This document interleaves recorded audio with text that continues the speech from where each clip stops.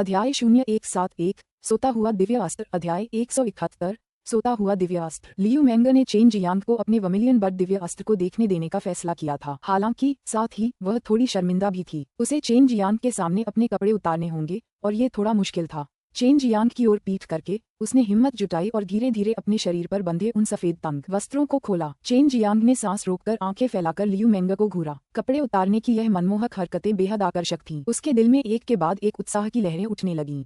Liu मेंगर ने सिर्फ अपने ऊपरी वस्त्र उतारे, लेकिन फिर भी चेन जियांग को मदहोश करने के लिए ये काफी था। उसकी मलाईदार गोरी कोमल पीठ और सुडौल पतली कमर चेन जियांग के लिए इन पर मोहित हुए बिना रहना नामुमकिन था। चेन जियांग लियू मेंगर के शरीर के चारों ओर एक बहुत पतली पारदर्शी रिबन की परत साफ देख पा रहा था, जिससे वह और भी आकर्षक लग रही थी। लियू मेंगर ने दोनों हाथ क्रॉस करके अपनी छाती को ढक रखे थे। उसका गुलाबी चेहरा और भी खूबसूरत लग रहा था। दांत भींचते हुए उसने धीमी आवाज में कहा, देखो, क्या तुम इस सिंदूरी पक्षी के दिव्य अस्त्र को जगा सकती हो? तभी चेन जियांग को होश आया और उसने अपना ध्यान उस पारदर्शी रेशम पर केंद्रित किया। पहले जब वह सीधे उसकी खूबसूरत पीठ को घूर रहा था, वह अपनी कल्पना में तैर रहा था। उसने अपने हाथ रगड़े और आगे बढ़ गया। चेन जियांग को धीरे धीरे करीब आते हुए महसूस करते हुए लियू मेंगर मदद नहीं कर सकी, लेकिन वह तनावग्रस्त हो गई। अगर उसने चेन जियांग के साथ इतने दिन नहीं बिताए होते और अगर उसने चेन जियांग को नहीं समझा होता, तो वह कभी भी ऐसा जोखिम भरा काम करने की हिम्मत नहीं करती। बगल से चेन जियांग देख सकता था कि लियू मेंगर के सुंदर हाथ उन गोल बर्फ सफेद चोटियों को ढक नहीं सकते थे, और ये देखकर चेन जियांग के सिर में एक बार फिर खून दौड़ गया। इस पल चेन जियांग इस बेमिसाल हसीना की पीठ को गले लगाने के लिए बेताब था। हालांकि उसने बस यही सोचा था।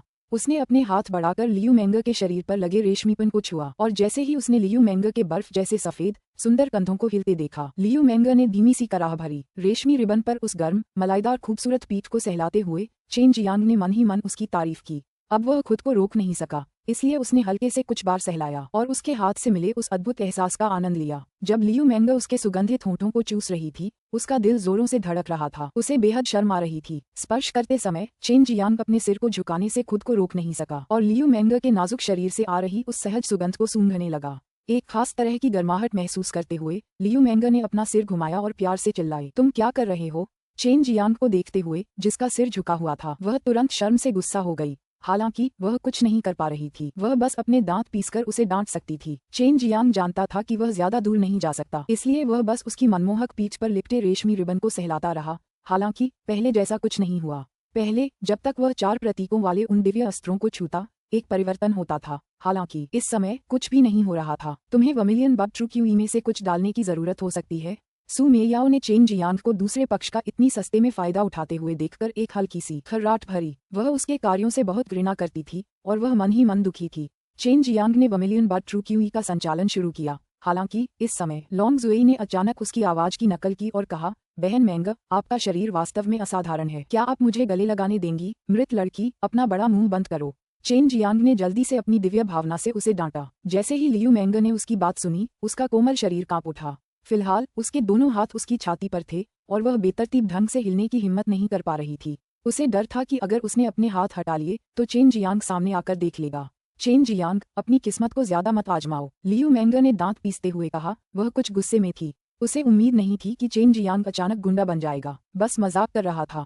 चेन जियांग ने खोखली हंसी के साथ कहा। उसने जल्दी से वर्मिलियन बड ट्रू क्यूई को उस रेशमी रिबन में डाल दिया। ये सच्ची ची है? लियू मेंगर की आवाज कांप रही थी। वह भयभीत थी। अगर चेन जियांग अपनी सच्ची ची का इस्तेमाल कर पाता तो वह चेन जियांग की विरोधी नहीं होती, और अगर चेन जियांग उसके साथ कुछ करना चाहता तो उसके पास प्रतिरोध करने की कोई शक्ति नहीं होती। चेन जियांग ने अपने होंठ भींचे और कहा, क्या तुम्हें मुझ पर भरोसा नहीं है? हालांकि मैं थोड़ा बुरा था, लेकिन मैं कोई भी अपमानजनक काम नहीं करूंगा। अचानक चेन जियांग की भौहें तन गईं। उसने पाया कि उसका वर्मिलियन बड ट्रू क्यू तेजी से लुप्त हो रहा था। वह जानता था कि यह वर्मिलियन बड दिव्य अस्त्र सक्रिय होने वाला था, ठीक उसी तरह जैसे उसने नीला ड्रैगन वध करने वाला शैतानी ब्लेड और काला कछुआ एडामिंटाइल कवच प्राप्त किया था। उस दौरान भी वर्तमान स्थिति जैसी ही कुछ घटित हुई थी। लियू मेंगर भी बहुत चकित थी। उसे महसूस हो रहा था कि उसकी छाती पर लिपटा रिबन उसके शरीर में एक गर्मधारा के रूप में एक ज्वलंत लाल आभा उत्सर्जित कर रहा था, जिससे उसे वर्मिलियन बड दिव्य अस्त्र की शक्ति का एहसास हो रहा था। इससे उसे ऐसा लग रहा था मानो वह वर्मिलियन बड दिव्य अस्त्र के साथ एकाकार हो रही हो। चेन जियांग कुछ कदम पीछे हट गया और अपने चेहरे पर आश्चर्य के भाव के साथ उसने लियू मेंगर के चारों ओर लिपटी हुई आग जैसी लाल आभा को देखा। उसने कहा, बहन मेंगर, क्या आप ठीक हैं? मैं ठीक हूँ। मुझे लग रहा है कि मैं वर्मिलियन बड दिव्य अस्त्र के साथ एकाकार हो रही हूँ। लियू मेंगर की आवाज में उसका उत्साह और उमंग झलक रहा था। यह वर्मिलियन बड दिव्य अस्त्र कई सालों से उसका पीछा कर रहा था, इसलिए उसके मन में इसके लिए पहले से ही गहरी भावना थी। हालांकि वर्मिलियन बड ट्रू क्यूई की कमी के कारण वह वर्मिलियन बड दिव्य अस्त्र को जागृत नहीं कर पा रही थी, लेकिन चेन जियांग द्वारा वर्मिलियन बड ट्रू क्यूई डालने के बाद आखिरकार यह हो ही गया।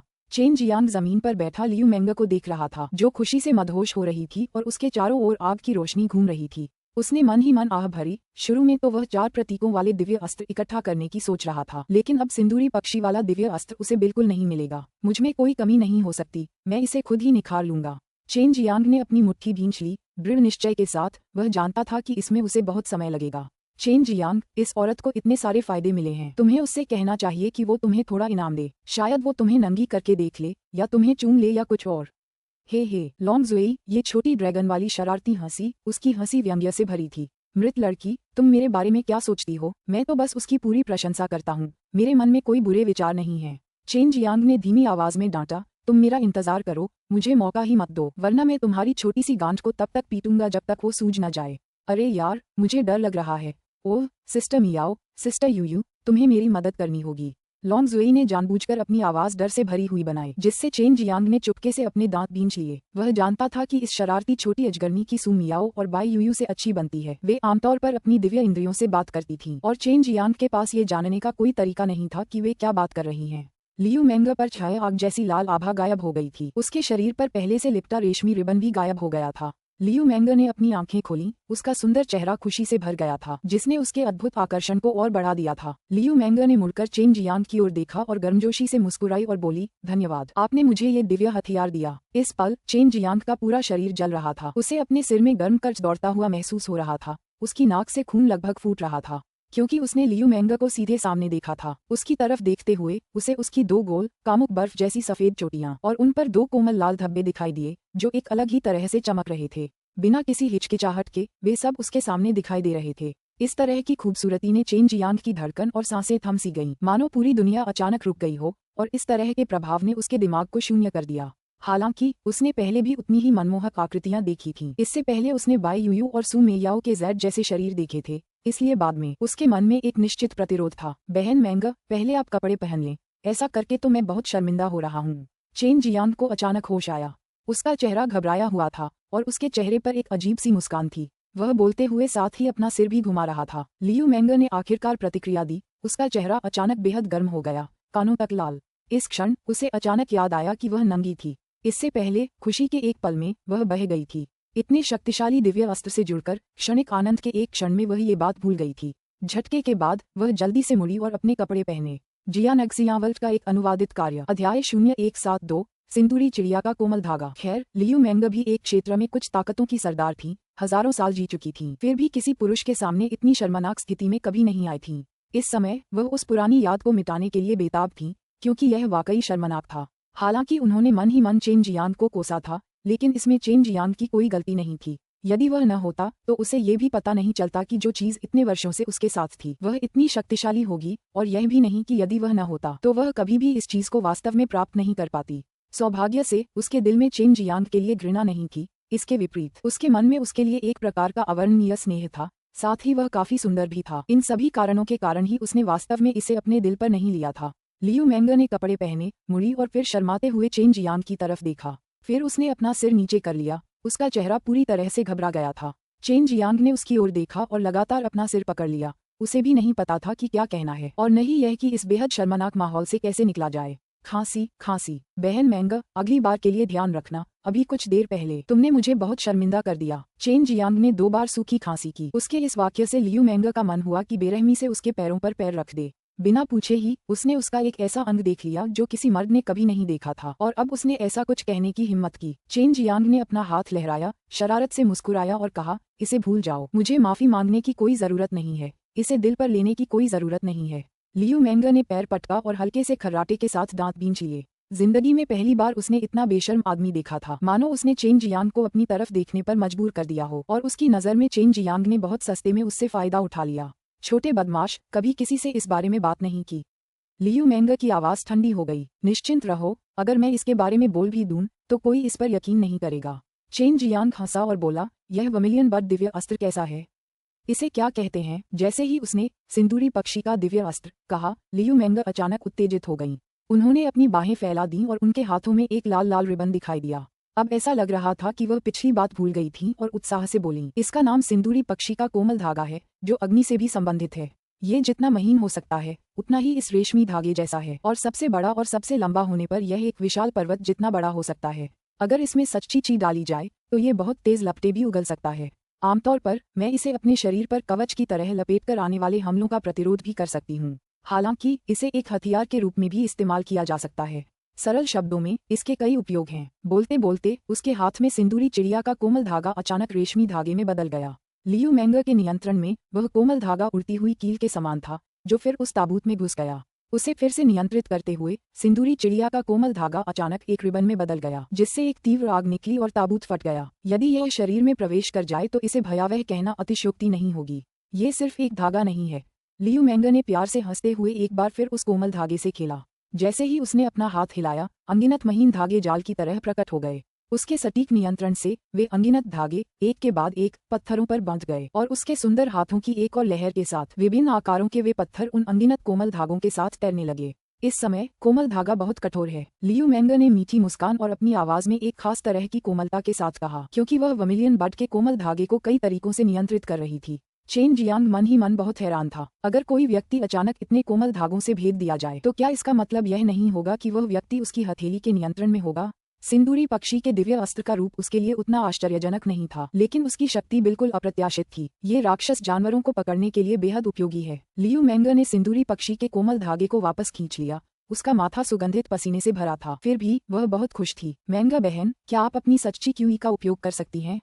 चेन जियांग ने पूछा। लियू मैंगर ने अपना सिर हिलाया और संदेह से चेन जियांग की ओर देखा। नहीं, मैं वर्मिलियन बड के कोमल धागे का उपयोग केवल इसलिए कर सकती हूँ क्योंकि आपने पहले ट्रू क्यूई डाली थी। आप अपनी ट्रू क्यूई का उपयोग कैसे कर सकते हैं? इसके अलावा आपकी ट्रू क्यूई बहुत खास है, मानो इस वर्मिलियन बड के कोमल हथियार को जागने के लिए आपकी ट्रू क्यूई की आवश्यकता हो। चेन जियांग मुस्कुराया। यह मूल रूप से मेरा गोपनीय रहस्य था, यहाँ तक कि जियांग सियन को भी इसके बारे में नहीं पता। ऐसा नहीं है कि मैं इसे बताना नहीं चाहता, ये सिर्फ इतना है कि मैं जो मार्शल अभ्यास करता हूँ वह बहुत ही ईर्ष्यापूर्ण और बहुत प्रसिद्ध है। मुझे डर है कि यह जियांग सियन के लिए परेशानी लाएगा, लेकिन मैं बहन मैंगर को बता सकता हूँ। बहन मैंगर बहुत ताकतवर है, इसलिए मुझे कोई चिंता नहीं है। चेन जियांग ने पहले ही वर्मिलियन बड डिवाइन एक्सरसाइज लियू मैंगर को देने का फैसला कर लिया था। खैर, उसे लग रहा था कि अब उसके और लियू मैंगर के बीच कोई दूरी नहीं रही, मानो वे सबसे अच्छे दोस्त हों, और उसे बहुत ताकतवर और दुर्जय मार्शल आर्टिस्ट की जरूरत थी। इससे पहले चेन जियांग ने वू कियान को वर्मिलियन बड दिव्य व्यायाम दिया था, जो वू कियान की जान बचाने के लिए था। अगर तुम इस सिंदूरी पक्षी के कोमल धागे का बेहतर इस्तेमाल करना चाहते हो तो तुम्हें इस मार्शल अभ्यास को साधना होगा। मैं अब इसे तुम्हें सौंपता हूँ। चेन जियांग जमीन पर बैठ गया और लियू मैंगर को भी बैठने का इशारा किया। लियू मैंगर ने कुछ देर सोचने के बाद पूछा, क्या आप मुझे बस यही सिखाने वाले हैं? चेन जियांग ने शरारत से हंसते हुए कहा, आपको लगता है कि मैं बदले में कुछ चाहता हूँ? अगर ऐसा है तो क्या आप मुझे चूम सकते हैं? हुन्फ। लियू मैंगर ने एक हल्की सी खर्राट भरी और गुस्से से चेन जियांग को घूरा। चेन जियांग ने कुछ पल पहले ही उसका शरीर देखा था, ये सोचकर उसका चेहरा फिर से लाल हो गया। इस बार चेन जियांग ने मंत्रोच्चार का कुछ सूत्र बोलना शुरू कर दिया था। लियू मैंगर ने जल्दी से इसे लिख लिया और साथ ही वह बेहद हैरान भी हुई। वह एक निर्वाण क्षेत्र की मार्शल आर्टिस्ट थी और वह स्वाभाविक रूप से देख सकती थी कि वर्मिलियन बड डिवाइन एक्सरसाइज कितनी गहन थी। हालांकि यह बहुत गूढ़ थी, फिर भी वह इसे अपेक्षाकृत समझ सकती थी। आधा दिन बीत गया। लियू मैंगर ने सिंदूरी पक्षी दिव्य अभ्यास पूरी तरह याद कर लिया था। कृतज्ञता से चेन जियान की ओर देखते हुए वह बोली, जियान शियान, तुम्हारा पति बहुत अच्छा है, मुझे भी राहत मिली है, मैं सचमुच तुम्हारी आभारी हूँ। चेन जियांग मुस्कुराया और कहा, मुझे धन्यवाद देने की कोई जरूरत नहीं है, आपने पहले ही मुझे धन्यवाद दे दिया था। हे हुन्फ, इसका जिक्र मत करो, वरना मैं तुम्हें मुक्का मार दूंगी। लियू मैंगर गुस्से से बोली। हालांकि चेन जियांग का चरित्र वाकई अच्छा था, फिर भी उसमें कुछ कमियां थीं, वरना चेन जियांग उसे पहले ही कुतर चुका होता, यहाँ तक कि उसकी हड्डियां भी नहीं बचती। चेन जियांग ने अपनी थकी हुई कमर को तानते हुए कहा, चलो बाहर चलते हैं और देखते हैं। मैं कुछ राक्षस जानवरों को मारना चाहता हूँ, मैं तुम्हारी तरह रानी नहीं हूँ, मुझे किसी क्रिस्टल पत्थर की कमी नहीं है। आप जानते हैं कि मैं एक रानी हूँ, फिर भी आप मेरा सम्मान करना नहीं जानते। लियू मैंगर ने दुख से जवाब दिया, तुम्हें किसने कहा कि मेरे सामने रानी की तरह व्यवहार मत करो? चेन जियांग ने हल्की सी मुस्कान के साथ कहा। लियू मैंगर ने बस एक हल्की सी खर्राट भरी। उसे एहसास हुआ कि चेन जियांग के सामने वह महारानी बनने का जोखिम नहीं उठा सकती। अगर ऐसा नहीं होता तो चेन जियांग अक्सर उसके साथ छेड़छाड़ करता और चंद शब्दों से ही उसे आसानी से धोखा दे देता। उसे खुद भी नहीं पता था कि वह इस नौजवान लड़के के रौद्र रूप का सामना क्यों नहीं कर पा रही थी, और वह उसके साथ कुछ भी बुरा करने के बारे में सोच भी नहीं पा रही थी। पहले भी उसने चेन जियांग के गुस्से का अनुभव किया था, लेकिन वह नहीं चाहती थी कि चेन जियांग उससे नफरत करे। गुफा से बाहर निकलने के बाद चेन जियांग और लियू मेंगर बहुत हैरान थे, क्योंकि बाहर अब पूरी तरह से अलग था। उनका स्थान अभी भी द्वीप ही था, तथापि द्वीप के चारों ओर अनेक ऊंचे वृक्षों और विभिन्न प्रकार की खरपतवारों के मूल दृश्य के विपरीत अब सभी प्रकार की आत्मा जड़ी बूटियों ने आसपास के क्षेत्र को भर दिया था। ये आखिर यहाँ क्या हुआ? चेन जियांग ने जमीन की तरफ देखा जो अब स्पिरिट जड़ी बूटियों से भरी हुई थी। सामने का नजारा देखकर वह खुद को सांस लेने से रोक नहीं पाया। धातु आत्मा वृक्ष, 1000 शिरा वृक्ष, प्रत्येक के 2 और उनमें से प्रत्येक पर 20 से अधिक फल थे। ये बिल्डिंग फाउंडेशन डैम को परिष्कृत करने के लिए सामग्री का हिस्सा थे। जुवान झेंग घास, 10,000 spirit tree, grand elemental tree, ये सभी सच्चे एलिमेंटल डैम को परिष्कृत करने के लिए आवश्यक सामग्रियां थीं। ये ढेरों थीं और जमीन सफेद चमक में चमक रही थी। ये सफेद जेड स्केलेटन घास थी और ये इतनी ज्यादा थी मानो बस घास हो, हर जगह उग रही हों। 10,000 साल पुरानी जिनसेंग, 10,000 साल पुराना ब्लड जिनसेंग, तरह तरह की स्पिरिट ग्रास और दूसरी आमतौर पर इस्तेमाल होने वाली सहायक जड़ी बूटियां भी उनके सामने मौजूद थीं। ये खेतों में उगने वाले शलजम और गाजर की तरह थीं। इनकी संख्या बहुत ज्यादा थी। चेन जियांग की दोनों आंखें चमक रही थीं क्योंकि उसने उत्साह से कहा, बहन मेंगा, मैं एक कीमियागर हूँ। ये मेरे लिए बहुत उपयोगी है। जल्दी से मुझे इसे उठाने में मदद करें। जियान एक्सियावल्ट का एक अनुवादित कार्य। अध्याय 0173, उपजाऊ द्वीप। अध्याय 173, उपजाऊ द्वीप। यह अध्याय किरिजू द्वारा प्रायोजित है। चेन जियांग जल्दी से ऊपर उड़ गया। उसने सबसे पहले 1000 शिरा वृक्ष और धातु आत्मा वृक्ष के ऊपर के फलों को उठाया और सावधानीपूर्वक उन्हें खोदा। वह उन्हें चरमदान राजा प्रांगण में वापस ले जाना चाहता था और उन्हें रोकना चाहता था। बहन मैंगा, मुझे सफेद जेड कंकाल घास और दूसरी आत्मा जड़ी बूटियां खोदने में मदद करो। जल्दी करो, शायद वो लोग जल्द ही आ जाएं। चेन जियांग ने आग्रह किया। लियू मेंगर ने हल्की सी खर्राटे भरी। ये पहली बार था जब किसी ने उसे ऑर्डर दिया था और यह कितना गंदा काम था ये तो बताने की जरूरत ही नहीं थी। फिर भी उसने स्पिरिट जड़ी बूटियां खोदना शुरू कर दिया। उसके लिए ये स्पिरिट जड़ी बूटियां कुछ खास मायने नहीं रखती थीं। उसे वास्तव में इनकी जरूरत नहीं थी, लेकिन क्योंकि चेन जियांग ने उसकी बहुत मदद की थी इसलिए वह किसी तरह उसका बदला चुकाना चाहती थी। चेन जियांग की बाह से एक सफेद रोशनी चुपचाप उड़ गई, जैसे एक प्यारा सा खरगोश जड़ी बूटियों से अटे पड़े जमीन पर दौड़ रहा हो। अचानक प्रकट हुआ और जिस चीज को भी वह छूता वह सब पलक झपकते ही गायब हो जाता। मृत लड़की, तुम बाहर क्यों आए?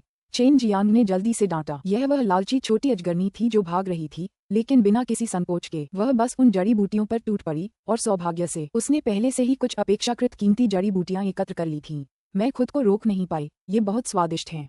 मैं खुद को रोक नहीं पाई, लॉन्ग जुई उत्साह से चिल्लाई। इस जगह पर मुख्यतः ट्रू एलिमेंटल डैन और व्हाइट जेड डैन को परिष्कृत करने वाली जड़ी बूटियां उगती थीं, लेकिन ट्रू एलिमेंटल डैन को परिष्कृत करने वाली जड़ी बूटियों की तुलना में व्हाइट जेड डैन को परिष्कृत करने वाली जड़ी बूटियां ज्यादा प्रचुर मात्रा में थीं।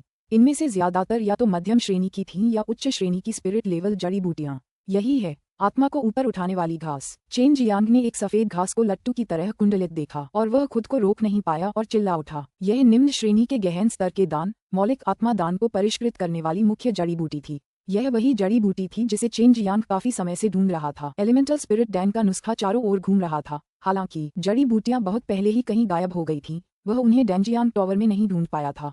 एलिमेंटल स्पिरिट डैन एक सच्चा गहन स्तर का डैन था और यह बिल्डिंग फाउंडेशन डैन से अलग था जिसे परिष्कृत करना बहुत आसान था।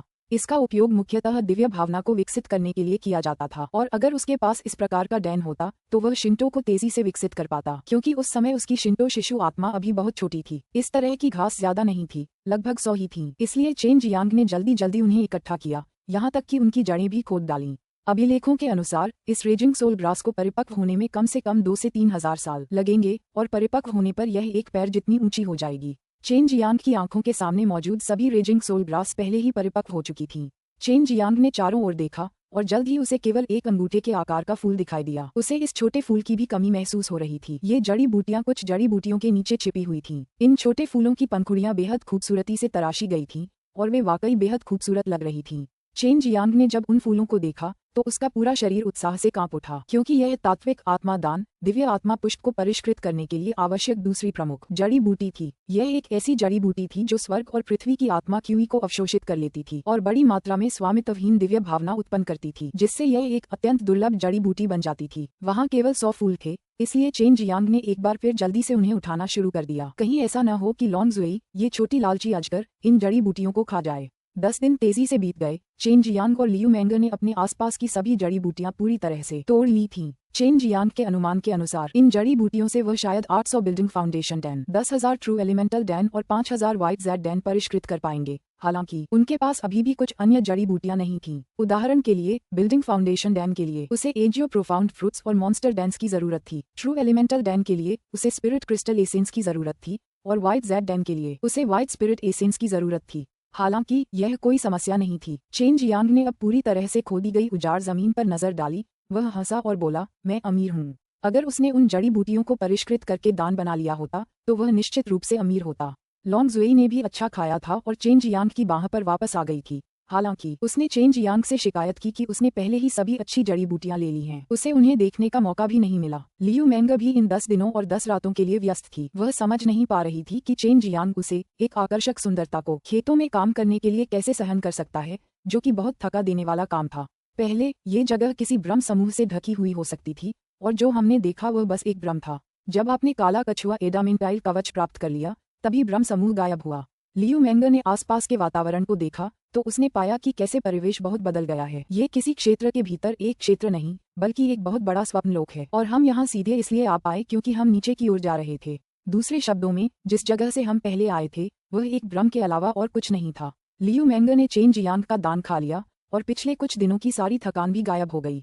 चेन जियांग ने सिर हिलाया। वह जरा भी थका नहीं था क्योंकि वह अपनी सच्ची क्यूई का इस्तेमाल कर सकता था। वह अपना वर्मिलियन बर्ड फायरविंग फैलाने ही वाला था कि तभी लॉन्ग जुएई अचानक बोल पड़ी, पहले मत उड़ो। इस मोहल्ले में एक जगह है जहाँ से बहुत तेज डेथ क्यूई निकल रही है। वहाँ बहुत सारे मरे हुए राक्षस जानवर होने चाहिए। चेन जियांग सिंदूरी पक्षी अग्निपंख को देखकर लियू मेंग मन ही मन ईर्ष्यालु हो गई। हालांकि अब वह सिंदूरी पक्षी दिव्य व्यायाम भी जानती थी, इसलिए उसके पास भी सिंदूरी पक्षी अग्निपंख थे। क्योंकि चेन जियांग ने उसे ये शक्तिशाली दिव्य व्यायाम सिखाया था, वह सचमुच भावुक हो गई। बहन मेंग, लगता है यहाँ कोई अच्छी चीज है। चेन जियांग शरारत से मुस्कुराया। आखिरी बार यह रहस्यमय क्षेत्र 10,000 साल पहले खुला था और केवल समृद्ध आत्मा क्यूई के कारण ही यह इतनी सारी अच्छी जड़ी बूटियां पैदा कर पाया था। लॉन्ग जुएई ने उसे रास्ता पहले ही बता दिया था, इसलिए चेन जियांग द्वीप के एक किनारे की ओर चल पड़ा जबकि लियू मेंग उसके पीछे पीछे चल रहा था। हालांकि वह यहाँ काले कछुए का अदमंतिल कवच लेने नहीं आई थी, लेकिन उसके शरीर पर सिंदूरी पक्षी का कोमल धागा जागृत हो गया था, इसलिए इसे एक बड़ी फसल माना जा सकता था। जंगल से होते हुए वे द्वीप के किनारे पहुंचे। हैरानी की बात ये थी कि द्वीप के इस तरफ कई विशालकाय जानवरों के कंकाल पड़े थे। हालांकि ये कंकाल इतने सड़े हुए थे कि लगभग बेकार थे। हालांकि इस जगह में समृद्ध डेथ क्यूई को देखने के बाद चेन जियांग बहुत आश्चर्यचकित था। उसे थोड़ा संदेह था कि यहाँ कुछ नर आत्मा घास हो सकती है। वहाँ लियू मेंग अचानक चिल्लाई, बहुत दूर। उसने सामने की ओर इशारा किया।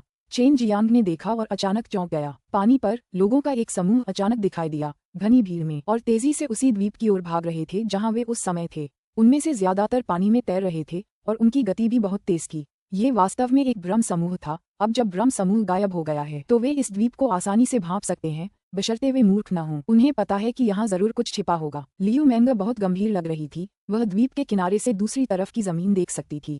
पहले द्वीप और वह जमीन अलग अलग थे और केवल रास्ते से ही पहुंचा जा सकता था, लेकिन अब वह दिखाई दे रहा था। बहन मेंग, अपना चेहरा ढक लो, उन्हें तुम्हें पहचानने मत दो, चेन जियांग ने कहा जैसे ही वह कंकालों के अनगिनत समूहों के बीच से तेजी से गुजरा। उनमें से कुछ को खंगालने लगा। लियू मेंग ने एक काला लबादा निकाला और उसे पहन लिया। फिर उसने अपने सिर पर एक काला कपड़ा लपेट लिया जिससे सिर्फ उसकी आंखें ही दिखाई दे रही थीं।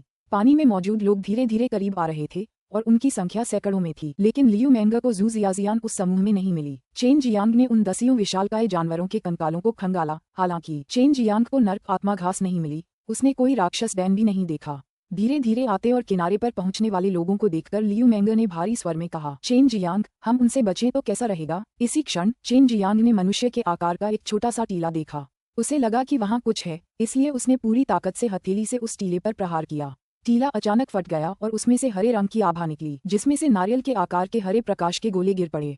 इन चीजों को देखकर चेन जियांग और लियू मेंग बेहद हैरान रह गए। साथ ही उन्हें इन प्रकाश गोलों से प्रचुर मात्रा में जीवन शक्ति निकलती हुई महसूस हुई। हैरानी की बात ये थी कि ये मॉन्स्टर डैन थे और ये बहुत बड़े भी थे। पानी में उन्मादपूर्वक तैर रहे उन लोगों ने भी ये चीजें देखी थीं, इसलिए वे भी इन प्रकाश के गोलों से निकलने वाली ऊर्जा को महसूस कर सकते थे। हालांकि उनके लिए यह मानना मुश्किल था कि ये सब मॉन्स्टर डैन थे, लेकिन अब संदेह करने का समय नहीं था, ये भी खजाने थे। वे लोग पागलपन में चिल्लाए, इसलिए चेन जियांग ने तुरंत अपनी दिव्य भावना को जारी किया और उन 50 मॉन्स्टर डैन को पूरी तरह से अपने भंडारण थैली में संग्रहित किया।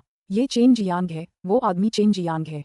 सारे मॉन्स्टर डैन इसी ने अपनी जेब में डाल लिए हैं। एक आदमी गुर्राया, उसकी आवाज ईर्ष्या और गुस्से से भरी थी। चेन जियांग ने इन लोगों पर कोई ध्यान नहीं दिया, लेकिन उसने अपना सिर नीचे किया और उस खुले टीले को देखा। उसने जल्दी से वही चीज ढूंढ ली जिसे वह ढूंढ रहा था और मान लिया था कि वह यही है।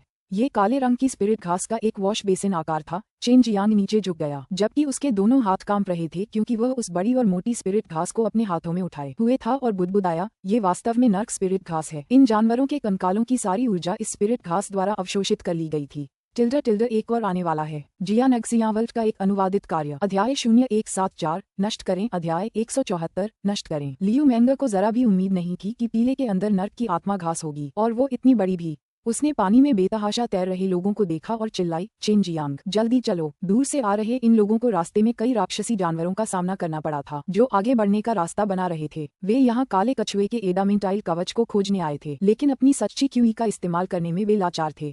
इन सब के अलावा उनके ठीक सामने कोई और था जो दर्जनों विशाल राक्षस दान और एक विशाल नरक आत्मा घास को हथियाए हुए था। यह नरक की आत्मा घास है, जल्दी से इसे नीचे रख दो चेन जियांग, वरना मैं तुम्हारी जान ले लूंगा। एक आदमी ने बेहद ईर्ष्यालु स्वर में धमकी दी। उन्हें यकीन था कि चेन जियांग सच्ची ची का इस्तेमाल नहीं कर सकता, इसलिए वह बहुत कमजोर था। ऊपर से उनकी संख्या भी बहुत ज्यादा थी। चेन जियांग ने उस नरक आत्मा घास को अपने पास रखा, फिर मुड़कर भीड़ की ओर देखकर खुशी से हंसते हुए बोला, मैं इसे क्यों रखूं?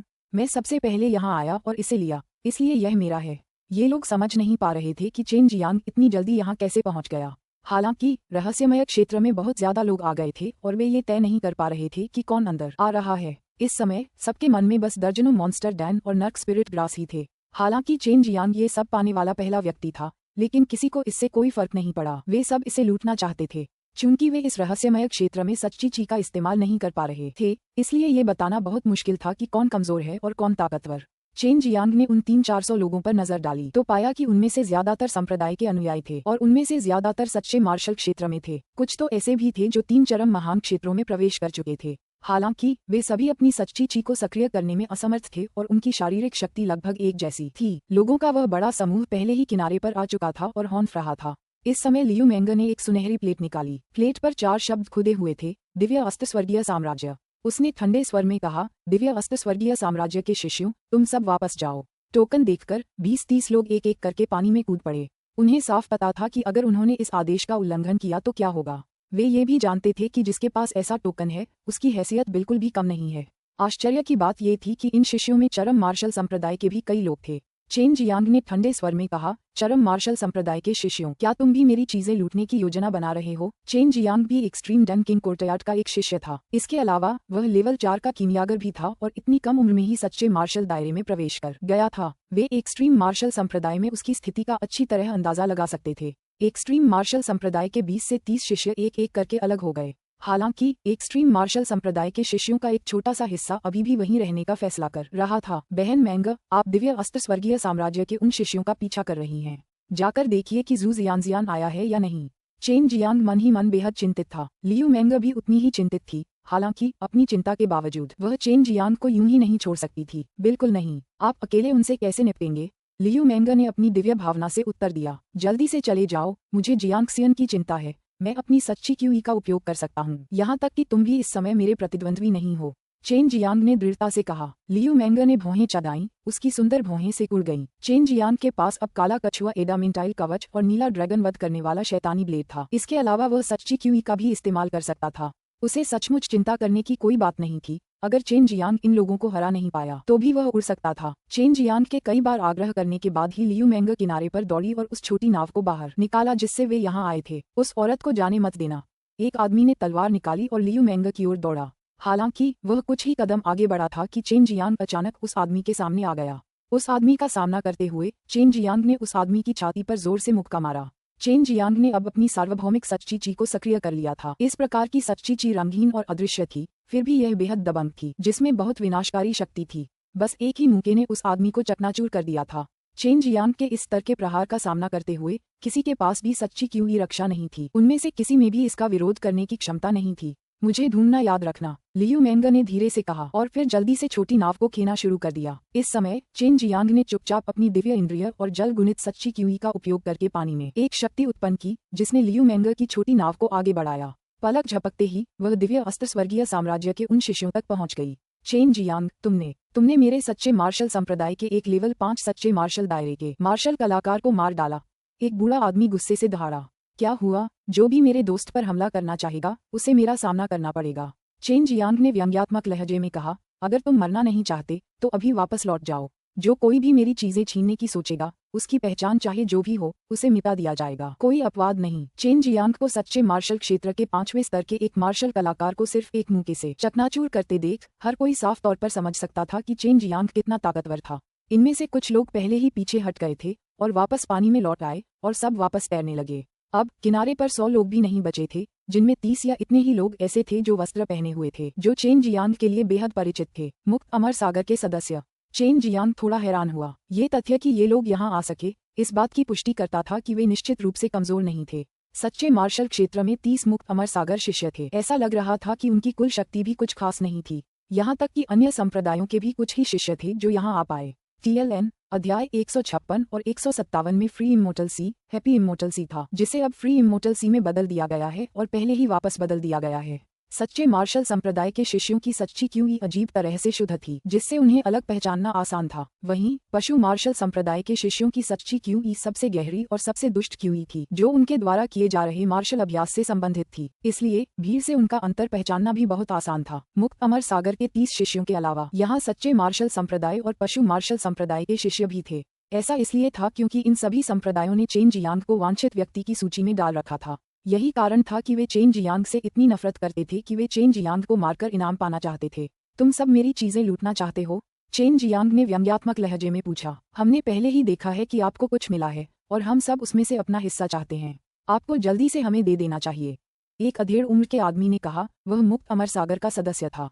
तुमने अभी मेरी गंदगी देखी ही है और फिर भी उसका थोड़ा सा स्वाद लेना चाहते हो? चेन जियांग ने उपेक्षापूर्ण स्वर में कहा। ये बात सुनकर कई लोग हंसे बिना नहीं रह सके। अहंकारी बदमाश, आज हम तुम्हें दिखाएंगे कि हमारा मुक्त अमर सागर कितना दुर्जेय है। वह अधेड़ अचानक क्रोधित हो गया।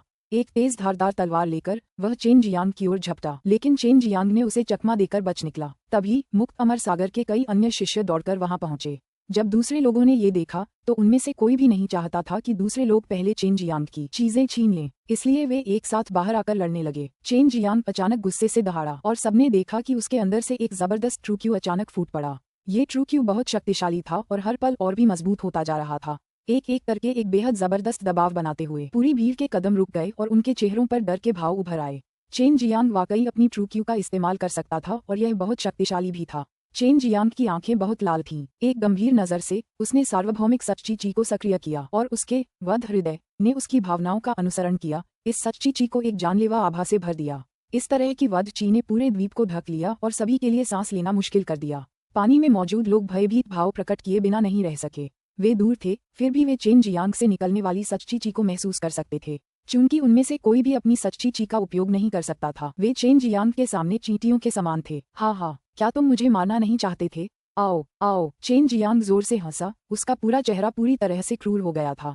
उसकी लाल आंखें जानलेवा इरादे से चमक रही थीं, जिससे वह बहुत डरावना लग रहा था। भीड़ में मौजूद 100 लोग हिल भी नहीं पा रहे थे। चेन जियांग ने अपनी सच्ची ची छोड़ी, जो उनके शरीर पर किसी पहाड़ के दबाव के समान थी। कुछ लोगों को अंदरूनी चोटों के कारण खून की उल्टियां भी शुरू हो गई थीं। बेशक सभी बहुत डरे हुए थे, वे सभी चेन जियांग की ताकत को महसूस कर सकते थे। उसकी एक सहज नजर ने ही उन सभी को निश्चल कर दिया था। चेन जियांग, अगर तुमने हमें मार डाला तो बीस्ट मार्शल सेक्ट दुनिया के अंत तक तुम्हारा पीछा जरूर करेगा। एक युवक बोला, फिर तुरंत खून की उल्टी कर दी। वह घुटनों के बल बैठ गया। उसके चेहरे पर पूरी तरह से स्तब्ध भाव था। तुमने मेरा दांतियन नष्ट कर दिया। 300 साल की साधना बेकार। चेन जियांग, मैं तुम्हें मार डालूंगा। उसकी बात पूरी भी नहीं हुई थी कि उसने एक और कौर खून की उल्टी की, बेहोश होकर जमीन पर गिर पड़ा। टिल्डर एक और आने वाला है। जियान एक्सियावल्ट का एक अनुवादित कार्य। अध्याय 0175 रहस्यमय क्षेत्र पर प्रभुत्व। अध्याय 175 रहस्यमय क्षेत्र पर प्रभुत्व। चेन जियांग, तुम क्या कर रहे हो? एक बूढ़ा आदमी कांपती आवाज में चिल्लाया। कहा जा सकता है कि वह तो बस एक मछली थी जो कत्ल की सजा पर पड़ी थी और चेन जियांग से दया की भीख मांग रही थी। अभी कुछ देर पहले ही एक बहुत ही शक्तिशाली व्यक्ति को ऐसे ही अपंग बना दिया गया था। सबके दिलों में दहशत थी। पहले तो ये सब लोग चेन जियांग पर धमकाने के अंदाज में टूट पड़े थे। उसका सारा सामान लूटना चाहते थे, लेकिन अब वे मरे हुए लोगों जैसे हो गए थे। उनके चेहरे डर और मायूसी से भरे हुए थे। मैं तुम्हें मारूंगा नहीं, पर मैं तुम सबको बर्बाद कर दूंगा। मैं आज तुम गुंडों के समूह को बदमाशी का अनुभव कराना चाहता हूँ। मैं तुम्हें तुम्हारे शरीर से यह एहसास कराऊंगा कि बदमाशी कितनी घिनौनी होती है। चेन जियांग ने एक क्रूर और डरावनी मुस्कुराहट के साथ कहा। जैसे ही द्वीप हिल उठा, अचानक उसके अंदर से एक शक्तिशाली की फूट पड़ी। उन 100 लोगों में से हर एक ने एक साथ खून जमा देने वाली चीखें निकाली। अंत में सभी निराशा में रोने लगे और खून की उल्टियां करते हुए जमीन पर लौटने लगे। सभी को एक साथ अत्यधिक भय, क्रोध और निराशा का अनुभव हुआ। हालांकि उनमें से कोई भी कुछ नहीं कर सका। उनमें से हर एक अपंग हो गया था। उनके शरीर के भीतर की सारी सच्ची चेन जियांग ने रहस्यमय तरीके से बिखेर दी थी। न केवल उनकी जीवन भर की कड़ी मेहनत से की गई साधना पल भर में पूरी तरह से बिखर गई, बल्कि उनका दांतन भी नष्ट हो गया। इससे वे फिर कभी साधना करने में असमर्थ हो गए। यह मृत्यु से भी बदतर नियति थी। इन लोगों के बीच कुछ ऐसे भी थे जो 3 चरम महालोकों में प्रवेश कर चुके थे। वे सब एक साथ चेन जियांग को गुस्से से कोस रहे थे। उनकी जिंदगी पहले ही बर्बाद हो चुकी थी। उन्हें किसी बात का डर नहीं था। कुछ के लिए तो मौत ही मुक्ति होगी। चेन जियांग, हमारा मुक्त अमर सागर तुम्हें नहीं छोड़ेगा। मुक्त अमर सागर के एक बूढ़े व्यक्ति ने क्रूरता से कहा। उसकी आंखें क्रूरता से भरी थीं। चेन जियांग को पता नहीं क्यों, लेकिन उसे ऐसा लग रहा था जैसे काले कछुए के रहस्यमय क्षेत्र में उसकी शक्ति और भी ज्यादा प्रबल हो गई है। हैरानी की बात यह है कि वह यहाँ आत्मा क्यूई को अपनी इच्छानुसार नियंत्रित कर सकता था। उसे लगा कि यह अजीबोगरीब घटना काले कछुए के एडामेंटाइल कवच प्राप्त करने से जुड़ी है। चेन जियांग, मूल रूप से बीस्ट मार्शल संप्रदाय ने आपको केवल चरम मार्शल संप्रदाय के साथ संघर्ष करने के लिए सूचीबद्ध किया था। हालांकि अब आप समाप्त हो गए हैं। हमारा बीस्ट मार्शल संप्रदाय निश्चित रूप से आपको अपना सबसे बड़ा दुश्मन बना देगा। बस रुको, हमारा डीन व्यक्तिगत रूप से आपका शिकार करेगा। एक बीस्ट मार्शल संप्रदाय का शिष्य गुस्से से चिल्लाया। उसकी आवाज बहुत संतुष्ट लग रही थी। तो क्या हुआ? क्या तुम सब बेकार नहीं हो? चाहे मैं तुम्हें मार दूं या अपंग, तुम सब बेकार ही रहोगे। फिर भी तुम अभी भी बकबक कर रहे हो। चेन जियांग के शब्दों से भीड़ का शरीर कांप उठा। उनके चेहरे बेबसी से भरे थे, पूरी तरह से आशाहीन। उनमें से कोई भी कल्पना नहीं कर सकता था कि वे भविष्य में कैसे जिएंगे। चेन जियांग, बेहतर होगा कि तुम हम सबको मार डालो, वरना हम एक्सट्रीम मार्शल सेक्ट में वापस जाकर डीन को खबर कर देंगे।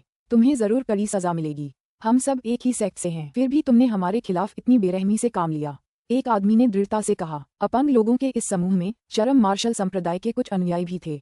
चेन जियांग को ये बात साफ तौर पर पता थी, फिर भी उसने कोई दया नहीं दिखाई। मैंने तुम्हें जाने का मौका पहले ही दे दिया था। अफसोस है कि तुम्हें पता ही नहीं चला कि यह कितना कीमती था। कोई आश्चर्य नहीं कि तुम सबने यही मांगा था। अगर तुम इतने लालची न होते तो तुम्हारा ये हाल न होता। चेन जियांग ने ठंडे स्वर में जवाब दिया। फिर उसने अपने सिंदूरी पक्षी के अग्नि पंख छोड़े और दूसरे किनारे की ओर उड़ गया। कुछ लोग तैरकर वापस लौट रहे थे। उनमें से कुछ सच्चे मार्शल संप्रदाय, पशु मार्शल संप्रदाय और मुक्त अमर सागर के अनुयायी थे। इस समय उनमें अभी भी भय था और मन ही मन बहुत प्रसन्न भी थे। अगर उन्होंने एक क्षण पहले वहां से न निकलने का फैसला किया होता तो शायद वे भी अपंग शिष्यों के बीच पड़े होते। चेन जियांग उस समूह के लोगों को अपंग बनाने के परिणामों से भली भांति परिचित था। फिर भी उसे कोई अफसोस नहीं हुआ। जब उस समूह ने उसके खिलाफ कार्रवाई करने का फैसला किया तो उसके मन में दया का कोई विचार नहीं आया। लियू मेंग दिव्य अस्त्र स्वर्गीय साम्राज्य के शिष्यों के साथ चेन जियांग के पास बहुत दूर तक यात्रा कर चुके थे। वह किनारे के दूसरी ओर उड़ गए, हालांकि उन्हें उनका कोई निशान नहीं दिखा। इसके बाद वह नदी के नीचे की ओर उड़ते रहे, लेकिन उन्हें समझ नहीं आ रहा था कि ये सभी लोग इस द्वीप पर क्यों आए हैं। उन्हें याद आया कि इस रास्ते में ढेरों राक्षस जानवर थे। चेन जियांग ने जमीन पर नीचे देखा तो पाया कि वहां का नजारा पहले देखे गए नजारे से बिल्कुल अलग था। उसे उन अनगिनत आत्मिक प्राणियों का कोई निशान भी नजर नहीं आया। अचानक उसने विशाल नदी में एक छोटी नाव को तेजी से बहते देखा।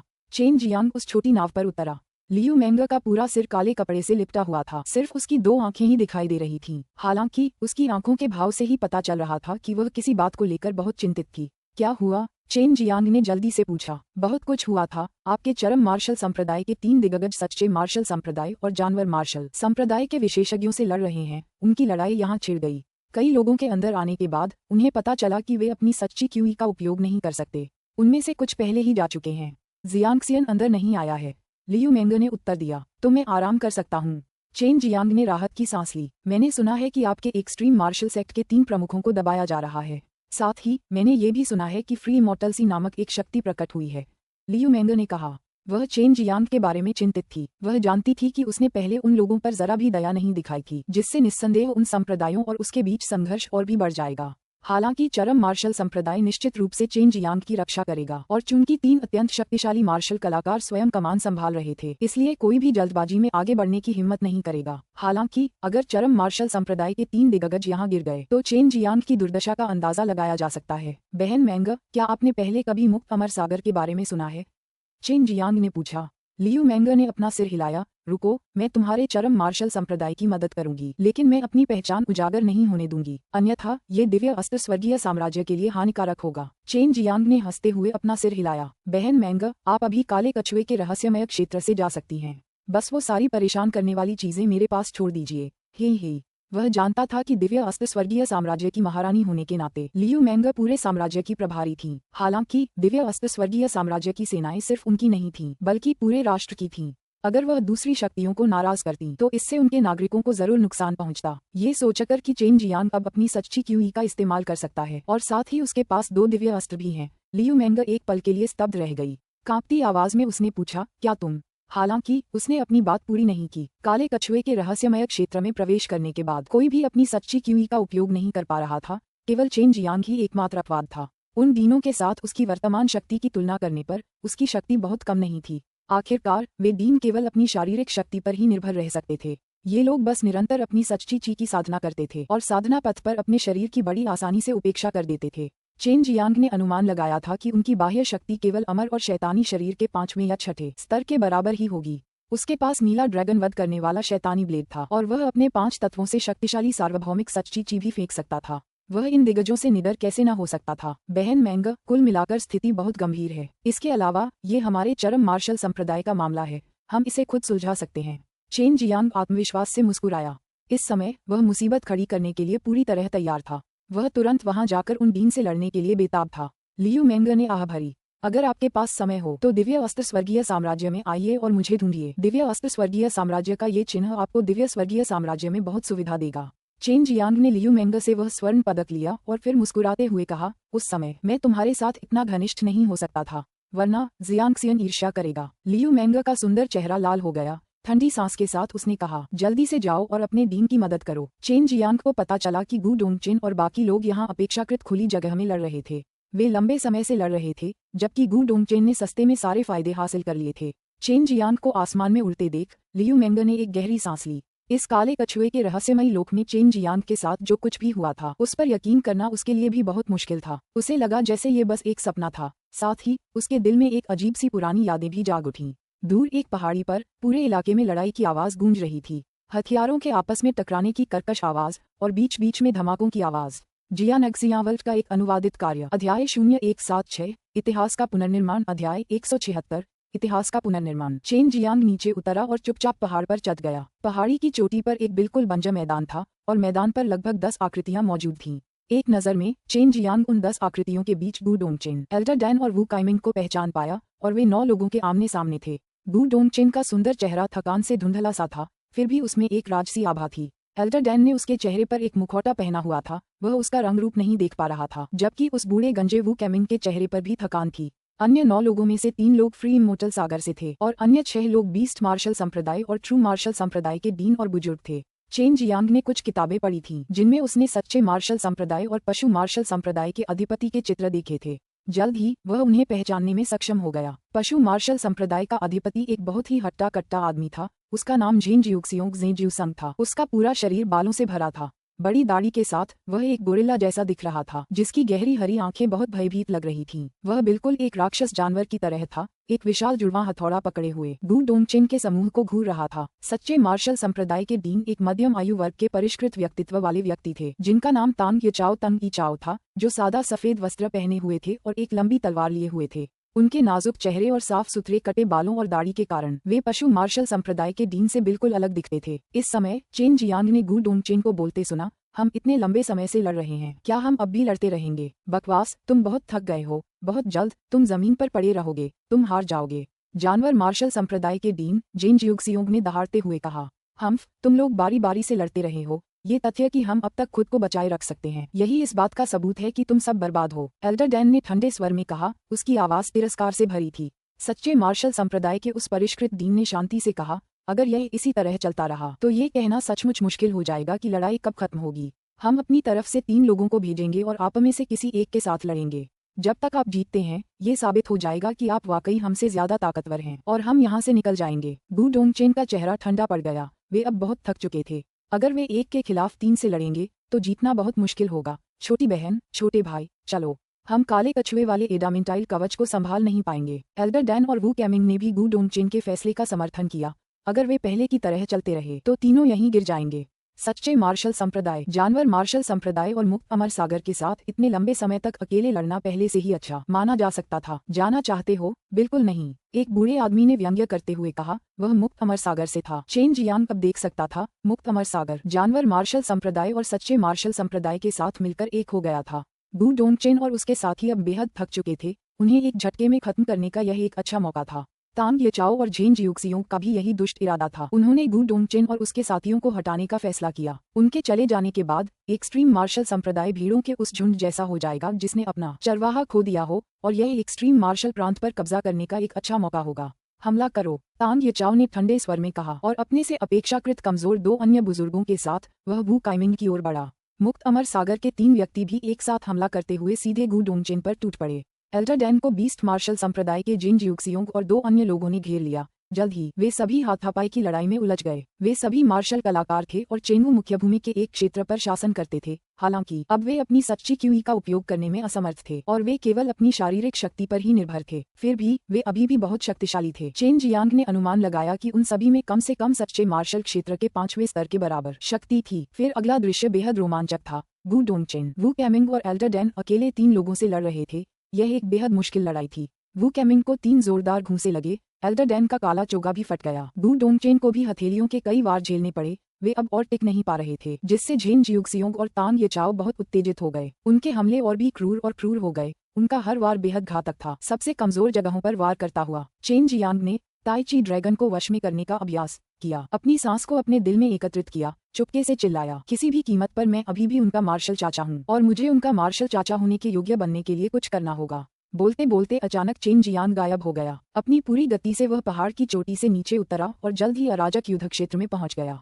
इस समय एल्डर डैन को बीस्ट मार्शल सेक्ट के 3 मार्शल कलाकारों ने घेर लिया था और अब और विरोध करना मुश्किल होता जा रहा था। झेन जियुक्सियोंग ने अपने विशाल दोहरे हथौड़े से उस पर तेजी से वार किया।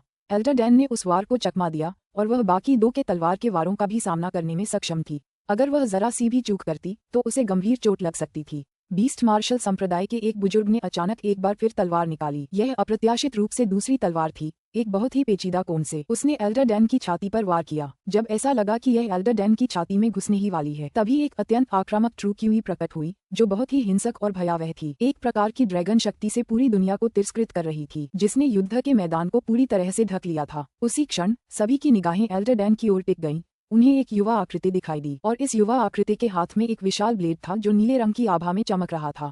चेन जियांग, अपना हाथ थाम लो।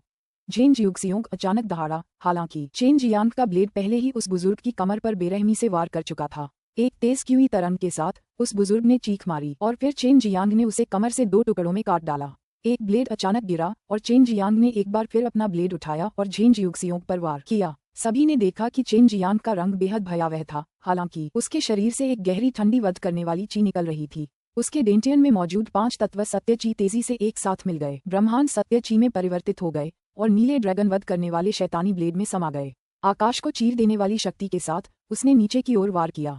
झेन जियुक्सियोंग ने जोर से अपना दोहरा हथौड़ा उठाया और चेन जियांग के बेतहाशा तेज धार वाले ब्लेड को रोक दिया। हालांकि उसे लगा कि हजारों जिन की शक्ति उस पर टूट पड़ी है। उसके दोनों पैर जमीन में धंस गए। इसी समय एल्डर डैन ने अचानक अपनी तलवार झेन जियुक्सियोंग के सीने में घुसा दी और बीस्ट मार्शल संप्रदाय के बचे हुए एल्डर आकाश से आए और चेन जियांग की ओर देखते हुए अपनी तलवार तान दी। सावधान, एल्डर डैन ने कहा। हालांकि झेन जियुक्सियोंग को तलवार से मारा गया था, फिर भी उसके पास पर्याप्त ताकत थी। उसने एल्डर डैन की ओर अपना जुड़वां हथौड़ा लहराया, मुख्य रूप से उसे चेन जियांग की मदद करने से रोक दिया। चेन जियांग झेन जियुक्सियोंग पर अपना प्रहार पूरा नहीं कर सका और उसे तलवार से वार किया गया। हालांकि ये तलवार का वार उसके शरीर में प्रवेश करने में असमर्थ था। इसे उसकी त्वचा के नीचे काले कछुए एडमेंटाइल कवच द्वारा रोक दिया गया था। चेन जियांग की बाईं मुट्ठी से एक सुनहरी रोशनी फूट पड़ी। सच्ची ची उसकी कलाई में समा गई और ड्रैगन आभा में बदल गई। उसने मुंह के मारे और ड्रैगन आभा एक के बाद एक फूटती हुई उसकी मुट्ठी पशु मार्शल संप्रदाय के उस बुजुर्ग की छाती पर लगी। पहाड़ की चोटी पर अचानक एक तेज गड़गड़ाहट की आवाज गूंजी और फिर उस बुजुर्ग की एक दयनीय चीख गूंज उठी और उस बुजुर्ग की छाती पर एक विशाल छेद दिखाई दिया। ये बेहद भयानक था। चेन जियांग की एक मुक्का ने ही उस पशु योद्धा संप्रदाय के बुजुर्ग को बुरी तरह घायल कर दिया था। जल्द ही वह झेन जियुक्सियोंग के विशाल हथौड़े से बच निकला। बचते हुए उसने एक और बुजुर्ग पर वार किया और उस बुजुर्ग का सिर कट गया। आसमान से खून का फव्वारा फूट पड़ा और वह झेन जियुक्सियोंग के शरीर पर बरस पड़ा। चेन जियांग ने एक बार फिर बीस्ट मार्शल संप्रदाय के एक बुजुर्ग को मार डाला था और वे दोनों ही निर्वाण क्षेत्र के मार्शल कलाकार थे। वे बेहद ताकतवर थे, लेकिन चेन जियांग के सामने वे खरपतवार की तरह नाजुक थे। उन तीनों में से दो पहले ही अपनी जान गंवा चुके थे। चेन जियांग एल्डर डैन के पास चला गया, जबकि झेन जियुक्सियोंग की आंखें लाल हो गई थीं। जमीन पर पड़ी इन लाशों को देखकर उसका पूरा शरीर गुस्से से कांप रहा था। वह पूरी तरह से गुस्से से भर गया और उसने अपना सिर घुमाया और चेन जियांग को घूरते हुए कहा, चेन जियांग, तुम। वू डोंगचेन और वू काइमिंग दोनों ही चेन जियांग के अप्रत्याशित आगमन से हैरान थे। इसके अलावा वह ट्रू क्यूई का इस्तेमाल भी कर सकता था और एक ही सांस में उसने वास्तव में बीस्ट मार्शल सेक्ट के दो बुजुर्गों को मार गिराया था। वू डोंगचेन और वू काइमिंग दोनों ने अपनी अपनी लड़ाइयां रोक दी और एल्डर डैन के पास पहुंच गए। इस समय ट्रू मार्शल सेक्ट और मुक्त अमर सागर के लोग डर के मारे चुपचाप सहम गए और सब इकट्ठा हो गए, कहीं चेन जियांग हमला न कर दे। वे समझ नहीं पा रहे थे कि चेन जियांग ट्रू क्यूई का इस्तेमाल क्यों कर पा रहा है। आमतौर पर वे चेन जियांग को सिर्फ एक उंगली से मार सकते थे, लेकिन अब चेन जियांग भी उनके जितना ही ताकतवर हो गया था। चेन जियांग ने झेन जियुक्सियोंग को ठंडेपन से देखा। उसके शरीर से निकल रही स्लॉटर क्यूई हर पल भारी होती जा रही थी। ये हर किसी के दिल में समा रही थी, जिससे उन्हें सांस लेने में तकलीफ हो रही थी। और यह पहली बार था जब उन्हें लगा कि चेन जियांग अप्रत्याशित रूप से इतना शक्तिशाली है। चेन जियांग ने नीला ड्रैगन वध करने वाला शैतानी ब्लेड पकड़ लिया। 10,000 साल पहले उसके गुरु हुआंग जितियान ने पशु मार्शल संप्रदाय के डीन को मार डाला था और आज उसे पशु मार्शल संप्रदाय के नए डीन को मारने का मौका मिला था। अध्याय 0177 मार्शल अंकल की क्रूरता। झेन जियुक्सियोंग ने एक भयानक चेहरे के साथ चेन जियांग को घूरा। वे दो बुजुर्ग जो अभी अभी मारे गए थे, वे दोनों जानवर मार्शल संप्रदाय के शीर्ष रैंकिंग मार्शल कलाकार थे। हालांकि अब सच्चे मार्शल क्षेत्र में एक छोटे शैतान द्वारा उनका सिर काट दिया गया था। वू डोंगचेन और कंपनी के लिए यह और भी अधिक आश्चर्यजनक था। सबसे महत्वपूर्ण क्षण में उन्हें आश्चर्यजनक रूप से उनके युवा मार्शल चाचा द्वारा बचाया गया था और पहली बार उन्होंने महसूस किया कि यह युवा मार्शल चाचा उस स्थिति के योग्य था। इसलिए उनके मन में अचानक चेन जियांग के लिए एक नया सम्मान पैदा हो गया। बच्चा, आज मैं तुम्हें जरूर मार डालूंगा। झेन जियुक्सियोंग इस समय बेहद गुस्से में था। उसने जल्दी से चेन जियांग की ओर अपना जुड़वां हथौड़ा लहराया। चेन जियांग ने व्यंग्य करते हुए कहा, लगता है आप ये भूल रहे हैं कि इस जगह पर आप मेरे मुकाबले में नहीं हैं। चेन जियांग ने नीला ड्रैगन वध करने वाला शैतानी ब्लेड पकड़ा, झपटकर झेन जियुक्सियोंग के हमले का सीधा सामना किया। उसके ब्लेड में मौजूद आत्मा शिराएं अचानक चमक उठीं और अगले ही पल ब्लेड के ऊपर एक नीला ड्रैगन प्रकट हुआ। जैसे ही चेन जियांग ने अपना नीला ड्रैगन ट्रू क्यू डाला, उसने एक के बाद एक चौंका देने वाली दहाड़ें निकाली, मानो कोई क्रोधित ड्रैगन हो। चेन जियांग ने अभी अभी जो चाल चली थी, वह ड्रैगन स्लेयर 7 किलिंग कट्स की चालों में से एक थी, फ्यूरियस ड्रैगन स्ट्राइक। इस चाल को करने के बाद चेन जियांग एक ऐसे व्यक्ति का प्रतिनिधित्व करेगा जो अंतहीन क्रोध से भरा हुआ है और बिना किसी हिचकिचाहट के वह लगातार एजियो ड्रैगन ट्रू क्यूई को AJIO dragon slaughtering devil blade में डालेगा, लगातार शक्ति छोड़ता रहेगा, अपना क्रोध निकालेगा। चेन जियांग ने जोर से नीला ड्रैगन वध करने वाला शैतानी ब्लेड उठाया और सीधे नीचे की ओर वार किया। उसी क्षण नीली बिजली की लहरें कौंधीं और आकाश और पृथ्वी के बीच एक भयंकर गड़गड़ाहट भी हुई, जो बहुत भयानक लग रही थी। इस समय नीला ड्रैगन वध करने वाला शैतानी ब्लेड हजारों जिन शक्ति लिए हुए था और एक प्रचंड वेग से उसने अपने रास्ते की सभी बाधाओं को दूर कर दिया। इस गड़गड़ाहट की आवाज ने पूरे रहस्यमय क्षेत्र को झकझोर दिया और झेन जियुक्सियोंग का विशाल जुड़वां हथौड़ा पहले ही नीला ड्रैगन वध करने वाले शैतानी ब्लेड द्वारा नष्ट कर दिया गया था। उस विशाल ब्लेड ने झेन जियुक्सियोंग के शरीर पर तेजी से वार किया, जिससे उसके शरीर पर एक बड़ा छेद हो गया और खून तेजी से बहने लगा। ये क्रूरता से भरा एक दृश्य था। रक्त जैसे फूल की लहरें फूट पड़ी, खून की धुंध में बदल गईं जो धीरे धीरे हवा में भर गई, जिससे हर किसी के दिमाग में खलबली मच गई। झेन जियुक्सियोंग मर चुका था। जानवर मार्शल संप्रदाय का एक प्रतिष्ठित डीन दरअसल एक पंख वाले बदमाश के हाथों मारा गया था, और वह भी कितने दयनीय तरीके से। सबके चेहरे पर एक फीकी सी चमक थी और अविश्वसनीय भाव से वे चेन जियांग की ओर देख रहे थे, जिसके चेहरे पर एक उदासी छाई हुई थी। उसने अभी अभी एक डीन को मारा था, फिर भी उसके चेहरे पर एक शांत भाव था, मानो कुछ खास हुआ ही न हो। सच्चे मार्शल संप्रदाय के अधिपति तांग येचाओ तो और भी ज्यादा फीके पड़ गए थे। पशु मार्शल संप्रदाय के अधिपति भी उनसे कमजोर नहीं थे और अब उनका अंत आ गया था। इसे बहुत दुखद ही कहा जा सकता है। वू डोंगचेन का रंग रूप बेहद गरिमा में था। अब उसे पता चल गया था कि हुआंग जितियान चेन जियांग को क्यों पसंद करता था। बस उसका यही निर्णायक स्वभाव ही काफी था और इस मामले में वे उससे तुलना नहीं कर सकते थे। अगर वे होते तो वे बहुत ज्यादा हिचकिचाते। आखिरकार वह भी एक संप्रदाय का डीन ही था। फिर भी चेन जियांग ने एक बार भी पलक तक नहीं झपकाई और उसने दूसरे पक्ष को ब्लेड से काटकर मौत के घाट उतार दिया। चेन जियांग ने फ्री इमोर्टल सी और ट्रू मार्शल सेक्ट के लोगों पर ठंडी नजर डाली। उसकी आंखें जानलेवा इरादे से भरी हुई थीं। उसने पहले ही निर्वाण क्षेत्र के 3 विशेषज्ञों को मार डाला था और वह निश्चित रूप से बाकी लोगों का सिर काटने में संकोच नहीं करेगा। गवाह को मार डालो। जब तक यहाँ जो हुआ वो लीक नहीं होता, किसी को पता नहीं चलता कि उसने ही किया है। आखिरकार इस काले कछुए के रहस्यमयी क्षेत्र में वे अपनी सच्ची क्यूई का इस्तेमाल नहीं कर पा रहे थे। ऐसे में किसी डीन का यहाँ मरना कोई आश्चर्य की बात नहीं थी। मुक्त अमर सागर और सच्चे मार्शल संप्रदाय के योद्धा इस समय भयभीत थे कि वे अपनी सच्ची ची का उपयोग नहीं कर पा रहे थे। भले ही उनके शरीर में कोई कवच या हथियार हो जिससे वे अपनी रक्षा कर सकें, फिर भी चेन जियांग का सामना करते समय वह बेकार हो जाएगा। इस वध करने वाले देवता ने अपनी तलवार से उन सभी को बहुत भयभीत कर दिया था, क्योंकि वे जानते थे कि उनके जीतने की कोई संभावना नहीं है। चेन जियांग, तुम क्या करना चाहते हो? वू काइमिंग ने जल्दबाजी में चेन जियांग की ओर देखते हुए पूछा, जो सीधे तांग येचाओ की ओर बढ़ रहा था। कोई नहीं बचेगा, चेन जियांग ने निर्दयता से कहा और तुरंत हवा में उछल गया। चेन जियांग, ऐसा करके तुमने चरम मार्शल संप्रदाय को ऐसी स्थिति में पहुंचा दिया है जहां से उबरना असंभव है। तांग येचाओ ने बस यहीं तक कहा, तभी आकाश में शक्तिशाली सच्ची ची से बनी एक विशाल सुनहरी हथेली अचानक प्रकट हुई। उसने जोर से नीचे की ओर दबाव डाला और उसी क्षण तांग येचाओ ने एक आत्मा रून निकाला। आत्मा रून दबाते ही तांग येचाओ की आकृति एक लाल बत्ती में बदल गई और एक दिशा में पीछे हटते हुए तेजी से दूर चली गई। वह विशाल हथेली भयानक शक्ति से नीचे दबी हुई थी, अनंत वध क्यूई से भरी हुई। लाखों जिन के दबाव के साथ वह जोरदार तरीके से नीचे गिरी और मुक्त अमर सागर और सच्चे मार्शल संप्रदाय के मार्शल कलाकारों को ढक लिया। पूरा मैदान अचानक हिल गया और साथ में विस्फोटक गड़गड़ाहट का विस्फोट हुआ।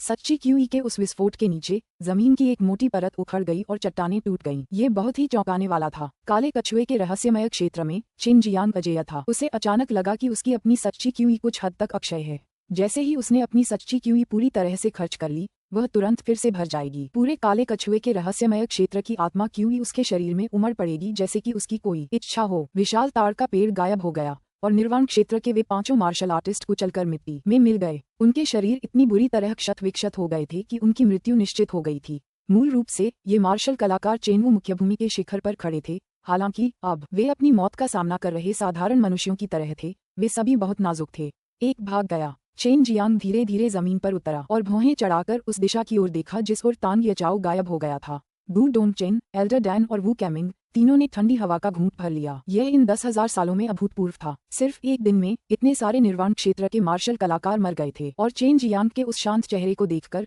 वे तीनों मन ही मन उससे डरने से खुद को रोक नहीं पाए। उस पागल के शिष्य के योग्य, यह विचार तीनों के हृदय में अचानक उभरा। हालांकि जब उन्होंने उस गंदगी के बारे में सोचा जिसे उन्हें साफ करना था, तो उन्हें तुरंत सिरदर्द महसूस हुआ। हे, चाचा ने तुम्हें अभी अभी बचाया था। तुम लोगों ने मुझे देख लिया है और फिर भी अभिवादन नहीं करने वाले?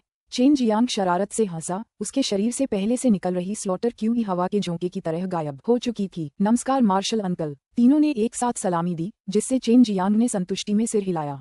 चलो जल्दी से बाहर निकलो, मेरे पास तो पहले से ही काला कछुआ एडमेंटाइल कवच है, चेन जियांग ने गर्व से कहा। इससे पहले उन सभी को जरा भी उम्मीद नहीं थी कि चेन जियांग काला कछुआ एडमेंटाइल कवच हासिल कर पाएगा। तीनों एक पल के लिए फिर से हैरान रह गए। फिर अचानक उन्हें समझ आया कि चेन जियांग सच्ची क्यूई का इस्तेमाल क्यों कर पा रहा था। अपने गुरु से उन्होंने जो सुना था, उसके अनुसार अगर कोई काला कछुआ एडामेंटाइल कवच हासिल कर लेता है तो वह काले कछुआ रहस्यमयी लोक में उसके लॉन में टहलने जैसा होगा। युवा मार्शल अंकल, बाहर जाने के बाद आपको निश्चित रूप से कोई छोटी परेशानी नहीं होगी। यहाँ आप वास्तव में अजेय हैं। हालांकि बाहर से इन लोगों की नजर में आप एक चींटी के अलावा कुछ नहीं हैं। वू डोंगचेन ने कहा। चेन जियांग ने हंसते हुए कहा, सबसे बड़े सैनिक भतीजे, क्या आप मुझे ये बता रहे हैं कि बाहर जाने के बाद आपकी नजर में मैं भी एक चींटी हूँ? वू डोंगचेन ने गुस्से से उसे घूरते हुए कहा, मैं तुमसे कह रहा हूँ कि बाहर जाने के बाद ये तुम्हारे लिए बहुत परेशानी भरा होगा। बेहतर होगा कि तुम सुरक्षित रूप से यहाँ रहो। एल्डर डैन ने कहा, डीन सही कह रहे हैं। आपके लिए सबसे अच्छा यही होगा कि आप यहीं रहें और तब तक साधना करते रहें जब तक आप निर्वाण क्षेत्र तक नहीं पहुंच जाते। यहाँ मौजूद आत्मा क्यूई आपके उस स्तर तक पहुंचने के लिए पर्याप्त है। चेन जियांग ने अपना सिर हिलाया और कहा, अगर प्रवेश द्वार बंद है तो मुझे क्या करना चाहिए? इसके अलावा पहले के विपरीत रहस्यमय क्षेत्र अब काले कछुए के एडामेंटाइल कवच के समर्थन के बिना है। ये बताना मुश्किल है कि इस रहस्यमय क्षेत्र को गायब होने और आत्मा क्यूई में बदलने और फिर स्वर्ग और पृथ्वी के बीच प्रवाहित होने में कितना समय लगेगा। तुम्हें मेरी रक्षा करनी होगी। चेन जियांग ने आगे बढ़ते हुए अपने दोनों हाथ पीठ के पीछे रखते हुए कहा, और एक बात और है, अगर तुम मेरी रक्षा नहीं कर पाए तो मुझे निषिद्ध भूमि में फेंक दिया जाएगा। लेकिन मैं इतने सालों तक गुरु के साथ नहीं रहना चाहता। मैंने तुम्हें बचाने के लिए इन लोगों को मारा है और उनका इरादा भी तुम्हें मारने का था। वू डोंगचेन, एल्डर डैन और वू काइमिंग चेन जियांग को, तुम मुझे देखो और मैं तुम्हें वाली नजर से घूर रहे थे। इस तरह घूरने पर वे आह भरने से खुद को रोक नहीं पाए। अब उनके पास इस युवा योद्धा चाचा को संभालने का कोई रास्ता नहीं था। पहले चेन जियांग ने वाकई उन्हें बचाया था और अगर चेन जियांग प्रकट नहीं होता तो शायद वे मारे जाते। चेन जियांग ने उन खून और मांस के टुकड़ों से भंडारण अंगूठी उठाई। फिर उसने इसे तीनों की ओर फेंक दिया और हंसते हुए कहा, मुझे यह नहीं चाहिए। इसे मेरी ओर से एक इनाम के रूप में समझो। मुझे पता है कि आपको काफी समय तक कड़ी मेहनत करनी होगी। स्टोरेज रिंग के अंदर क्रिस्टल स्टोन और कुछ डैन थे। हालांकि उनमें चेन जियांग की पसंद की कोई चीज नहीं थी और वह उदारता दिखाते हुए अपने योद्धा भतीजे और भतीजी को इनाम दे सकता था। जियान एक्सियावल्ट का एक अनुवादित कार्य। अध्याय 0178 विश्वासघात। अध्याय 178 विश्वासघात। चेन जियांग गु डोंगचेन के समूह के पीछे पीछे बड़ी नदी के किनारे दौड़ा। रास्ते में तीनों को ये भी पता चला कि चेन जियांग ने 100 से ज्यादा सच्चे मार्शल क्षेत्र के शिष्यों को अपंग बना दिया था और उनमें से कुछ तो चरम मार्शल संप्रदाय से भी थे। इसके बावजूद वे कुछ कह नहीं पाए। उसने सच्चे मार्शल संप्रदाय और पशु मार्शल संप्रदाय के अधिपति को मारने की भी हिम्मत की थी। आखिर कुछ सच्चे मार्शल क्षेत्र के शिष्यों को अपंग कैसे बना दिया गया था? मुक्त अमर सागर की पृष्ठभूमि क्या है?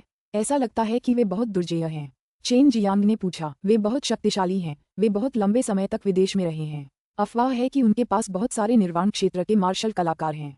हालांकि हमारा चरम मार्शल संप्रदाय बहुत लंबे समय से चेनवू मुख्यभूमि के शीर्ष पर खड़ा है। हम शाकाहारी नहीं हैं, गु डोंगचेन ने उत्तर दिया। चरम मार्शल संप्रदाय सचमुच बहुत शक्तिशाली था। अभी तक चेन जियांग को इसकी पूरी ताकत का एहसास नहीं हुआ था। वह जानता था कि चरम मार्शल संप्रदाय में गु डोंगचेन के स्तर के कई मार्शल कलाकार जरूर छिपे हुए हैं। चूंकि हर पीढ़ी में चरम मार्शल संप्रदाय के ज्यादा मार्शल कलाकार स्वर्गारोहण नहीं कर पाते थे। दूसरे शब्दों में पिछली पीढ़ियों के कई बुजुर्ग चरम मार्शल संप्रदाय में छिपे हुए थे। यही उनका सबसे भयावह और भयावह पहलू था। ये रहस्यमय क्षेत्र मानव निर्मित प्रतीत होता है। काले कछुए के एडामेंटाइल कवच के हटने के बाद यह अस्थिर होने लगा है।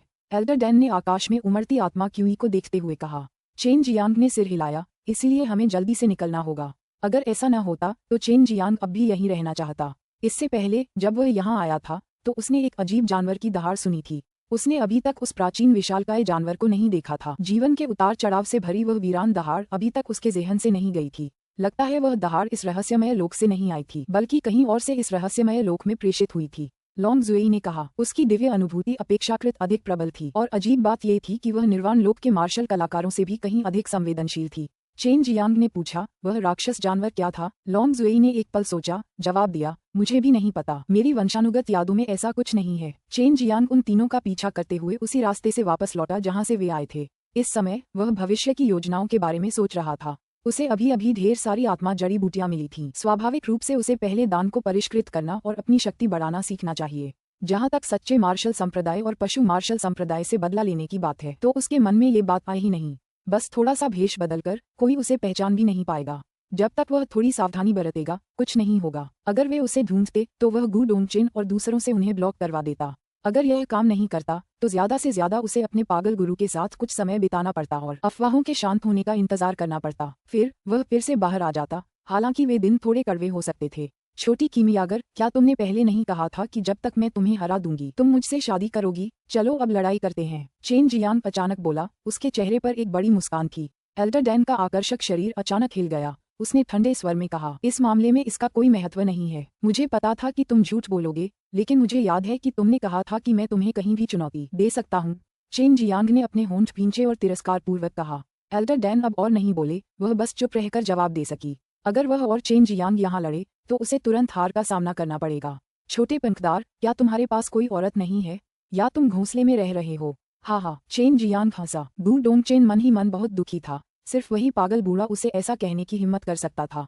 हालांकि वह कुछ कह नहीं पाया। युवा मार्शल अंकल, क्या आप थोड़ा गंभीर हो सकते हैं? आपको अपनी वरिष्ठता के अनुसार काम करना होगा। आपको एक सकारात्मक छवि बनाए रखनी होगी, गु डोंगचेन ने कहा। चेन जियांग ने अपना कान खुजलाया। एक बार फिर शरारत से हंसते हुए कहा, आपको मेरे और जू जियांगसियन के बीच के मामले के बारे में पता होना चाहिए। वह मेरी पत्नी है। जब आप उसे देखेंगे तो आप उसे क्या कहेंगे? युवा मार्शल अंकल, आपकी पहचान असाधारण है। आपकी पहचान उजागर नहीं की जा सकती, यहाँ तक कि आपकी अपनी पत्नी को भी नहीं। एल्डर डैन ने ठंडे स्वर में कहा। अगर चेन जियांग को हुआंग जितियान की विरासत मिलने की बात लीक हो गई तो यह चरम मार्शल संप्रदाय के लिए बड़ी मुसीबत खड़ी कर देगा। चेन जियांग ने अपनी जीभ बाहर निकाली। दोनों हाथ पीठ के पीछे रखे वह आराम से चलता रहा। जल्द ही वे नदी के किनारे पहुंच गए। नदी के पास एक विशाल गोल प्रवेश द्वार था जिससे सफेद रोशनी निकल रही थी। ये रहस्यमय क्षेत्र का प्रवेश द्वार था, जिसे रहस्यमय क्षेत्र का किनारा भी कहा जाता था। हमारे साथ रहो, एक बार हम बाहर निकल गए तो तुम्हें भारी खतरा होगा, गु डोंगचेन ने गंभीरता से कहा। पहले उन्होंने अपनी शारीरिक शक्ति वापस पाने के लिए कई डैन लिए थे। वे सभी जानते थे कि बाहर जाने के बाद अनिवार्य रूप से एक बड़ी लड़ाई होगी और चेन जियांग की रक्षा करना सबसे महत्वपूर्ण था। मार्ग से गुजरने के बाद चेन जियांग को अपने सामने सिर्फ अव्यवस्थित पत्थरों से भरी जमीन दिखाई दी। उसे पहले से ही पता था कि मार्ग खुलने के बाद काला कछुआ पर्वत नष्ट हो जाएगा। काले कछुए के रहस्यमय क्षेत्र के अंदर और बाहर समय का प्रवाह अलग अलग था। चेन जियांग ने यहाँ लगभग 2 महीने बिताए थे, जबकि बाहर केवल 20 दिन ही बीते थे। जल्द ही चेन जियांग ने सच्चे मार्शल संप्रदाय के अधिपति तांग येचाओ को देखा। इस समय वह बहुत क्रोधित दिख रहे थे और चेन जियांग को घूर रहे थे। उनके बगल में कई बूढ़े लोग थे। उन सभी के शरीर से एक अत्यंत शक्तिशाली सच्ची सांस निकल रही थी। वे सभी निर्वाण क्षेत्र में थे, जिससे चेन जियांग को अचानक बहुत दबाव महसूस हुआ। कई राहगीर दूर भाग गए। उन्हें नहीं पता था कि रहस्यमय क्षेत्र में क्या हुआ था, लेकिन गु डोंगचेन के पीछे चेन जियांग को देखकर वे सभी समझ गए कि चेन जियांग ने जरूर कुछ ऐसा किया होगा जिससे सच्चा मार्शल संप्रदाय एक बार फिर नाराज हो गया होगा। तांग येचाओ निश्चित रूप से यह नहीं बताएगा कि अंदर क्या हुआ था। कई लोगों ने मिलकर कुछ लोगों को धमकाया था और उन्हें मारने ही वाले थे, लेकिन चेन जियांग अचानक बाहर कूद पड़ा और पूरे दुश्मन समूह को मार डाला और उन्हें पूरी तरह से परास्त कर दिया। तांग येचाओ अकेला बच निकला, लेकिन ये कोई बड़ी बात नहीं थी। वह ये भी जानता था कि चेन जियांग और बाकी लोग भी यह बात नहीं बताएंगे। ये चरम मार्शल प्रांत का स्थल है। मैंने पहले ही कहा है, हम आपका स्वागत नहीं करते हैं। जल्दी से चले जाइए। गु डोंगचेन की आवाज घंटियों की आवाज की तरह गरज रही थी, क्योंकि वह तांग येचाओ और अन्य लोगों को घूर रहा था। वू काइमिंग ने हाथ हिलाकर कुछ लोगों को बुलाया। ये सभी एल्डर कोर्ट के बुजुर्ग थे। वे कभी कभार ही आते थे, फिर भी वे सभी बहुत ताकतवर थे। चेन जियांग की रक्षा करो और चले जाओ, गु डोंगचेन ने इन बुजुर्गों से कहा। अभी कुछ देर पहले ही उसने चारों ओर नजर दौड़ाई थी। उनके सामने बस कुछ ही शक्तिशाली मार्शल आर्टिस्ट थे जो उन्हें थोड़ी चुनौती दे सकते थे। वह वू काइमिंग और एल्डर डैन ही उनसे निपटने के लिए काफी थे। कुछ बुजुर्गों की सुरक्षा में चेन जियांग तनाव से भरा हुआ वहां से चला गया। गु डोंगचेन और बाकी 2 लोग यहाँ थे, इसलिए तांग येचाओ के समूह के पास चेन जियांग का पीछा करने और वहां से निकलने का कोई रास्ता नहीं था। अगर वे कोई कदम उठाते तो एक भीषण युद्ध छिड़ जाता। चेन जियांग ने सच्चे मार्शल संप्रदाय के 2 निर्वाण क्षेत्र के मार्शल कलाकारों को मार डाला था और तांग येचाओ इसे बिल्कुल भी नहीं भूल सकता था। उनका पीछा करो, तुम्हें चेन जियांग को जरूर मारना होगा। तांग येचाओ जोर से चिल्लाया। कुछ छायाएं दूर जंगल से बाहर निकलीं और चेन जियांग के समूह की ओर दौड़ीं। ये देखकर उन कुछ बुजुर्गों के दिल में एक अजीब सा सन रह गया।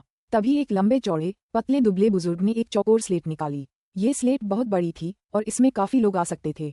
तुम उन्हें रोको, मैं चेन जियांग को लेकर भाग जाऊंगा। उस लंबे पतले बूढ़े आदमी ने जल्दी से कहा। उसने चेन जियांग को पकड़ लिया और उस चौकोर स्लेट को घुमाया, जिससे वह स्लेट जल्दी से बाहर निकल गई। स्लेट की उड़ने की गति बहुत तेज थी। चेन जियांग ने अनुमान लगाया कि यह निश्चित रूप से एक उच्च श्रेणी का आध्यात्मिक हथियार था। अप्रत्याशित रूप से यह इतना प्रभावी था कि पलक झपकते ही वे ब्लैक टोरेटोइस माउंटेन से बहुत दूर पहुंच गए। बड़े साहब, ये चीज अच्छी है, यह आपको कैसे मिली? चेन जियांग ने उस लंबे और पतले बूढ़े आदमी की ओर देखते हुए पूछा। चेन जियांग इस बुजुर्ग को नहीं जानता था, हालांकि वह जानता था कि एक्सट्रीम मार्शल सेक्ट के अधिकांश बुजुर्ग अच्छे और बहुत शक्तिशाली थे। यह एक उपहार था। वह लंबा पतला बूढ़ा आदमी हंसा। इस समय चेन जियांग ने अपने आसपास की स्थिति को देखा और भौहें चढ़ाते हुए कहा, ये चरम मार्शल संप्रदाय का रास्ता नहीं लगता है। जैसे ही उसने बोलना समाप्त किया, उस लंबे पतले बूढ़े व्यक्ति ने चेन जियांग के दांतियान पर जोरदार प्रहार किया। एक शक्तिशाली प्रहार ने चेन जियांग के दांतियान पर भयंकर प्रहार किया, जिससे उसके हाथ पैर और कई हड्डियां घायल हो गईं। वह दर्द से हिलने डुलने में असमर्थ हो गया। ऐसा लगा जैसे उसके पंचम झांग और पंचम फूट टूट रहे हों। भयभीत चेहरे के साथ उसने उस लंबे पतले बूढ़े व्यक्ति की ओर देखा। चेन जियांग के मुंह से खून बहने लगा। दर्द सहते हुए उसने पूछा, क्यों? जियान एक्सियावल्ट का एक अनुवादित कार्य। अध्याय 0179 पाताल लोक की गहराई। अध्याय 0179 पाताल लोक की गहराई। चेन जियांग की कलाई उस लंबे और दुबले पतले बूढ़े आदमी ने पहले ही बुरी तरह जकड़ ली थी। चेन जियांग गंभीर रूप से घायल था, इसलिए वह अपनी सच्ची क्यूई को सक्रिय नहीं कर पा रहा था। उसका शरीर गंभीर आघात से पीड़ित था। उस उड़ते हुए जादुई उपकरण पर उसके पास जल निकास का प्रयोग करके बच निकलने का कोई रास्ता नहीं था। बदमाश, अगर तुम मरना नहीं चाहते तो जल्दी से अपनी सारी कीमती चीजें दे दो। मैं ज्यादा से ज्यादा तुम्हें अपाहिज कर दूंगा। मैं तुम्हें मारना नहीं चाहता। उस लंबे और पतले आदमी ने चेहरे पर एक खुश मुस्कान और एक भयावह भाव लिए कहा। चेन जियांग को उम्मीद नहीं थी कि चरम मार्शल संप्रदाय का ये बुजुर्ग उसके खिलाफ ऐसे क्रूर तरीके अपनाएगा। ये तो पता ही होगा कि इस बुजुर्ग ने गु डोंगचेन और अन्य लोगों का विश्वास हासिल कर लिया था, और यही वजह थी कि चेन जियांग पूरी तरह से तैयार नहीं था और उस पर सफलतापूर्वक हमला किया गया। ये बुजुर्ग बहुत शक्तिशाली भी था। उसकी हथेली के एक वार से ही उसकी जान लगभग चली गई थी। इस लंबे दुबले पतले बूढ़े आदमी का उड़ने वाला आत्मा यंत्र बहुत तेज था और वे उस जगह पहुंच गए थे जहां बात करने मात्र से ही लोग अपना चेहरा खो देते थे। अब वे 1000 झांग चौड़ी अनंत तक फैली गहरी और अथाह घाटी के ठीक ऊपर तैर रहे थे। ये काले कछुआ पर्वत के बहुत पास एक बहुत ही प्रसिद्ध स्थान था, जिसे पाताल लोक की खाई के नाम से जाना जाता था। कोई नहीं जानता था कि नीचे क्या है, और वहाँ सच्चे मार्शल संप्रदाय की एक विभाजित रेखा भी थी। ऐसा कहा जाता था कि हुआंग जितियान एक बार नीचे गया था, हालांकि वह लगभग 10 दिनों के बाद बाहर आ गया था, क्योंकि वह नीचे यिन क्यू को सहन नहीं कर पा रहा था। बाहर आने के बाद उसने अपनी चोटों को ठीक करने में बहुत लंबा समय लगाया। ये स्पष्ट रूप से स्पष्ट था कि नीचे कितना भयावह था। बच्चा, अगर तूने मुझे नहीं दिया तो मैं तुझे नीचे फेंक दूंगा। उस लंबे और पतले बूढ़े आदमी ने चेन जियांग की कलाई को जोर से पकड़ लिया और एक बार फिर चेन जियांग पर हथेली से तमाचा मारा। क्या तुम्हें डर नहीं लगता कि कहीं चरम मार्शल संप्रदाय को पता चल गया? अगर मैंने उन्हें तुम्हें दे दिया तो तुम मुझे चुप कराने के लिए शायद मुझे मार डालोगे, है ना? चेन जियांग ने थूका और ठंडे स्वर में कहा। अब उसके पास भागने के लिए कोई जगह नहीं थी। वे अब उस घाटी के बीच में तैर रहे थे और उड़ने में असमर्थ थे। उसके बचने का एकमात्र रास्ता नीचे कूदना था। हाँ, चूंकि तुम ऐसे हो तो मरने से पहले मैं तुम्हें बता दूंगा कि मेरा सरनेम लू है। अब तुम्हें पता चल गया होगा कि क्यों तुमने खुद पर यह मुसीबत ला दी। वह लंबा और पतला बूढ़ा पागलों की तरह हंसा और चेन जियांग के पेट पर अपनी हथेलियां पटककर उसे उड़ा दिया। चेन जियांग की चीख तक नहीं निकली। वह नाराजगी भरी आंखों से बस उस लंबे दुबले पतले बूढ़े को देखता रहा। वह हिल भी नहीं पा रहा था और तेजी से उस खाई में गिर गया। उसने बस ऊपर से आती उस लंबे और दुबले पतले बूढ़े की पागल हंसी सुनी। 10,000 साल पहले चेनवू मुख्यभूमि के सबसे शक्तिशाली मार्शल कलाकार के पास इस जगह का सामना करने का कोई रास्ता नहीं था और दूसरों के पास तो यहाँ जीवित रहने की और भी ज्यादा संभावना नहीं थी। ये किसी रहस्यमयी तरीके से किसी की हत्या करने के लिए भी एक अच्छी जगह थी। अगर उसे कहीं और मार दिया जाता तो उसकी आत्मा वायुमंडल में छोड़ दी जाती और कुछ स्पिरिट रूम्स का इस्तेमाल करके उस आत्मा को बुलाना संभव होता। उस समय उसे खोज लिया जाता और निश्चित रूप से मार दिया जाता। हालांकि इस पाताल लोक के रसातल के पास उसके सीधे नीचे मरने के बाद कुछ भी नहीं किया जा सकता था। शुरुआत में जब चेन जियांग ने चरम मार्शल संप्रदाय छोड़ा था, इस एल्डर लू ने चेन जियांग की हत्या के लिए लोगों को भेजा था। चेन जियांग को उम्मीद नहीं थी कि एल्डर लू को गू डोंगचेन और बाकी दोनों इतना सम्मान दे सकते हैं, वरना उसे जरा भी नुकसान नहीं होता और उसके खिलाफ कोई साजिश नहीं रची जाती। चेन जियांग की आकृति को उस अंतहीन विशाल खाई में गायब होते देखने के बाद ही एल्डर लू उड़ गए। चेन जियांग के नीचे गिरने के बाद उसे बस ठंड का एहसास हुआ और इसी दौरान उसकी बाह से एक आभा चमकी। एक गोरी और साफ लड़की प्रकट हुई। लॉन्ग जुई ने सीधे उसकी बाह खींची। उसे खींचने में उसे मुश्किल हो रही थी। ये थोड़ा परेशान करने वाला है। नीचे से सक्शन फोर्स बहुत ज्यादा है। चेन जियांग अपने शरीर के किसी भी हिस्से को हिलाने में असमर्थ था। वह पहले से ही जानता था कि छोटी लालची ड्रैगन उसे बचा लेगी, इसलिए उसने मुस्कुराते हुए कहा, तुम मुझे ऐसे ही खींचो, बस मुझे जमीन पर गिरने और टूटने मत देना। चेन जियांग के हाथ में अचानक एक नर्क आत्मा घास प्रकट हुई। लॉन्ग जुई ने उसे उसके हाथ से लिया और अपने होंठ चाटते हुए उसे देखा। वह एक निवाला खाने के लिए बेताब थी। वह इस नर्क आत्मा घास का स्वाद चखना चाहती थी, लेकिन वह जानती थी कि उसे इसे चेन जियांग को खिलाना होगा ताकि वह ठीक हो सके। अपनी जीभ से चाटने के बाद ही उसने उसे चेन जियांग के मुंह में डाला और ईर्ष्या भरी नजरों से उसने चेन जियांग को देखा, जो उस नर्क आत्मा घास को चबाने लगा था। लॉन्ग जुई ने अपनी लार को निगल लिया, अपने छोटे होंठों को चाटा और पूछा, क्या ये स्वादिष्ट है? चेन जियांग हंसा, छोटी बच्ची, जब तक मैं मरा नहीं हूँ, अगर मुझे मौका मिला तो तुम और भी स्वादिष्ट चीजें खा सकोगी। मत भूलना कि मेरे पास ड्रैगन लार व्यायाम है। मुझे पता है, बस मैं इसे सहन नहीं कर सकती। लॉन्ग जुई ने चेन जियांग की बांह खींची और उनके उतरने की गति धीरे धीरे कम हो गई। अगर नीचे से वह जबरदस्त चूषण बल न होता तो 10 चेन जियांग भी कोई समस्या नहीं होते। अगर वह पहले प्रकट होती तो एल्डर लू उसे देख लेते और लॉन्ग जुई पर भी हमला हो जाता। हालांकि वह एक अजगर थी, फिर भी वह बहुत छोटी थी और वह एल्डर लू से निपट नहीं सकती थी, इसलिए वह केवल एल्डर लू के जाने का इंतजार कर सकती थी और उसके बाद ही उसने बाहर आने की हिम्मत की। दरअसल अपनी ताकत पर भरोसा करके वह चेन जियांग को पूरी तरह से नजरअंदाज करके वहां से चली जा सकती थी, फिर भी उसने वहीं रुकने का फैसला किया। चेन जियांग को खींचकर उसके गिरने की गति धीमी कर दी। चेन जियांग इससे बहुत प्रभावित हुआ। नीचे वास्तव में घना यिन क्यू था। ठंडी क्यू की लहरें एक के बाद एक उस पर टूट पड़ीं, जिससे चेन जियांग चीखने और कांपने लगा। बहन मेयाओ, बहन यूयू, क्या आपने इस जगह के बारे में सुना है? चेन जियांग ने पूछा। मैंने इसके बारे में सुना है, ये बहुत डरावनी जगह है। मैं इसके बारे में बस थोड़ा बहुत जानती हूँ, बस। सू मेयाओ ने चिंता से भरी आवाज में जवाब दिया। बाय यूयू ने उत्तर दिया, मैंने एक बार सोचा था कि यह स्थान मेरी साधना के लिए बहुत अच्छा है। मैं कुछ समय के लिए यहाँ आया था, हालांकि अंत में मैं भी सहन नहीं कर पाया। चेन जियांग को केवल यह महसूस हुआ कि जैसे जैसे वह नीचे उतर रहा था, यिन क्यूई भारी और भारी होती जा रही थी। अगर यह इसी तरह जारी रहा तो वह निश्चित रूप से मर जाएगा। उसकी माँ की योनि, पिता के पास यिन और यांग दिव्य नसें हैं, ये सिर्फ थोड़ी सी यिन क्यूई है। मैं कैसे सहन नहीं कर सकता?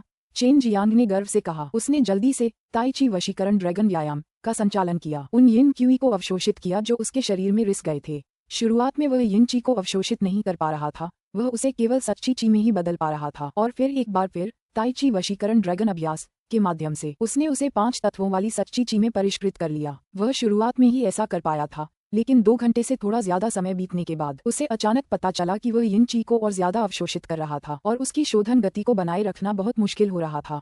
कोई विकल्प न होने पर उसे अपने शरीर से इन यिन ची को बाहर निकालना पड़ा। जैसे जैसे वह नीचे उतरता गया, यिन क्यूई और भी घनी होती गई।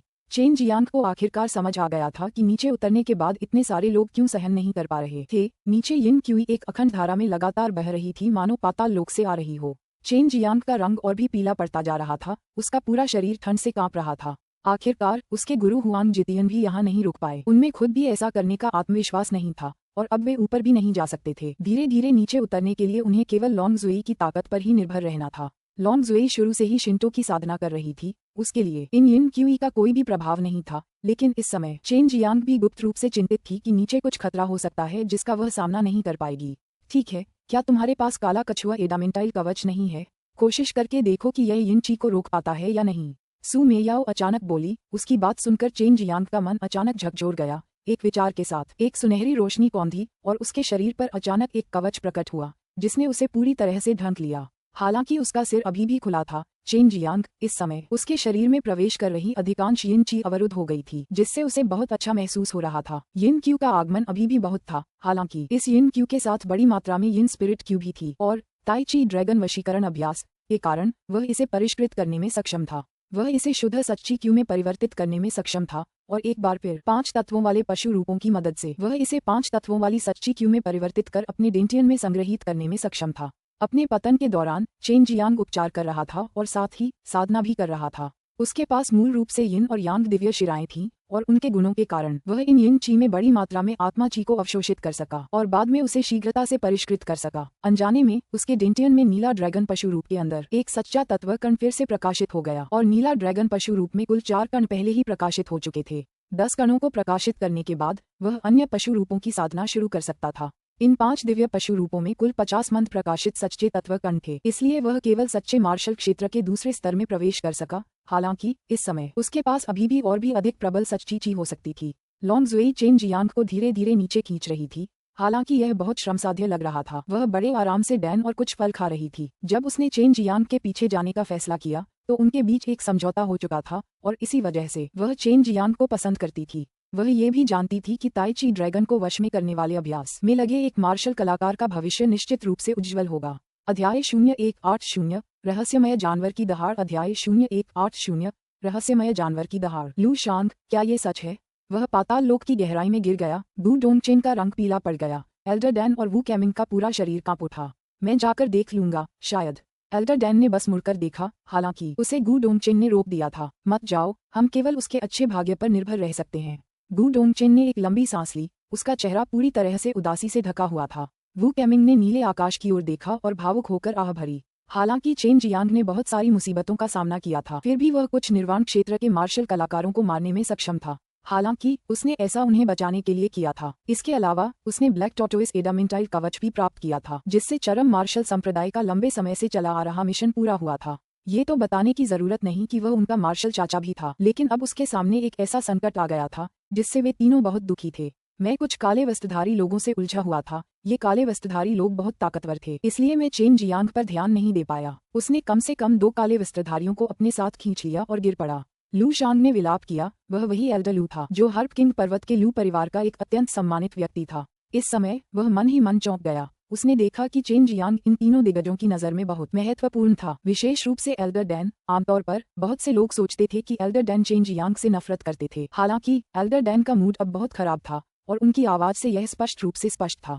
चेन जियांग की ताकत के स्तर का उल्लेख नहीं करना चाहिए, भले ही वे थे। इन निर्वाण क्षेत्र के मार्शल कलाकारों के उस पाताल लोक में गिरने के बाद बचना बहुत मुश्किल होगा, जब तक कि वे बिना किसी देरी के बाहर नहीं आ जाते। अगर चेन जियांग अपनी चोट से जल्दी उबर जाए और तुरंत अपने वर्मिलियन बर्ड फायर विंग्स का इस्तेमाल करके बाहर उड़ जाए तो शायद वह बाहर आ सके। हालांकि अब जब वह पहले ही बहुत गहराई में गिर चुका था तो चूषण बल पहले से ही बहुत ज्यादा था। अगर वह वर्मिलियन बर्ड फायर विंग का इस्तेमाल भी करे तो भी ऊपर उड़ना मुश्किल होगा, क्योंकि उसे धीरे धीरे नीचे खींचा जा रहा था। काला कछुआ रहस्यमय क्षेत्र धीरे धीरे विलुप्त हो गया था और आत्मा क्यूई पूरे चरम मार्शल प्रांत की ओर प्रवाहित हो गई, जिससे चरम मार्शल प्रांत की आत्मा क्यूई और भी प्रचुर हो गई। इस समय चरम मार्शल संप्रदाय ने भी चरम मार्शल प्रांत की सीमा पर कुछ लोगों को कार्यभार संभालने के लिए भेज दिया, ताकि दूसरे संप्रदाय के लोग वहां न आ जाएं। सच्चे मार्शल संप्रदाय और पशु मार्शल संप्रदाय को भारी क्षति हुई और सच्चे मार्शल क्षेत्र के कई शिष्यों की मृत्यु का तो कहना ही क्या। सबसे महत्वपूर्ण बात ये थी कि निर्वाण क्षेत्र के मार्शल कलाकार और एक डीन काले कछुआ रहस्यमय क्षेत्र में मारे गए थे और इस सच्चाई के बारे में बहुत कम लोग जानते थे। सच्चे मार्शल संप्रदाय के डीन तांग येचाओ ने पशु मार्शल संप्रदाय को केवल ये बताया कि उनके डीन युद्ध में मारे गए थे, जिससे पशु मार्शल संप्रदाय चरम मार्शल संप्रदाय के प्रति और भी अधिक शत्रुतापूर्ण हो गया। इस पर काफी हंगामा हुआ। 10,000 साल पहले चरम मार्शल संप्रदाय ने पशु मार्शल संप्रदाय के अधिपति को मार डाला था और 10,000 साल बाद वही कारनामा एक बार फिर दोहराया गया था। हालांकि कई लोगों को लगा कि पशु मार्शल संप्रदाय ने खुद ही यही किया है। वे दूसरों के यहाँ दौड़े और उनके सुरक्षित खजाने को छीनने की कोशिश की। अगर उन्हें नहीं मारा गया तो यह और भी अजीब होगा। अभी पशु मार्शल संप्रदाय और सच्चे मार्शल संप्रदाय ने केवल ऊपरी तौर पर शोर मचाने की हिम्मत की, इससे ज्यादा कुछ नहीं। उन्होंने व्यावहारिक रूप से कोई कार्रवाई नहीं की, चूंकि उन्हें बहुत नुकसान हुआ था। इसलिए अगर वे एक साथ मिल भी गए तो भी चरम मार्शल संप्रदाय को हिला पाना बेहद मुश्किल होगा। चेनवू मुख्य भूमि के मार्शल आर्ट संप्रदायों में चरम मार्शल संप्रदाय का इतिहास सबसे लंबा था। चेनवू मुख्य भूमि के कई मार्शल कलाकार यहीं से उत्पन्न हुए थे और कई संप्रदायों की मार्शल आर्ट चरम मार्शल संप्रदाय की नस से निकली थी। पूरे चेनवू मुख्य भूमि में कई मार्शल आर्ट कुलीन परिवारों के पूर्वजों का चरम मार्शल संप्रदाय से किसी न किसी तरह का संबंध था।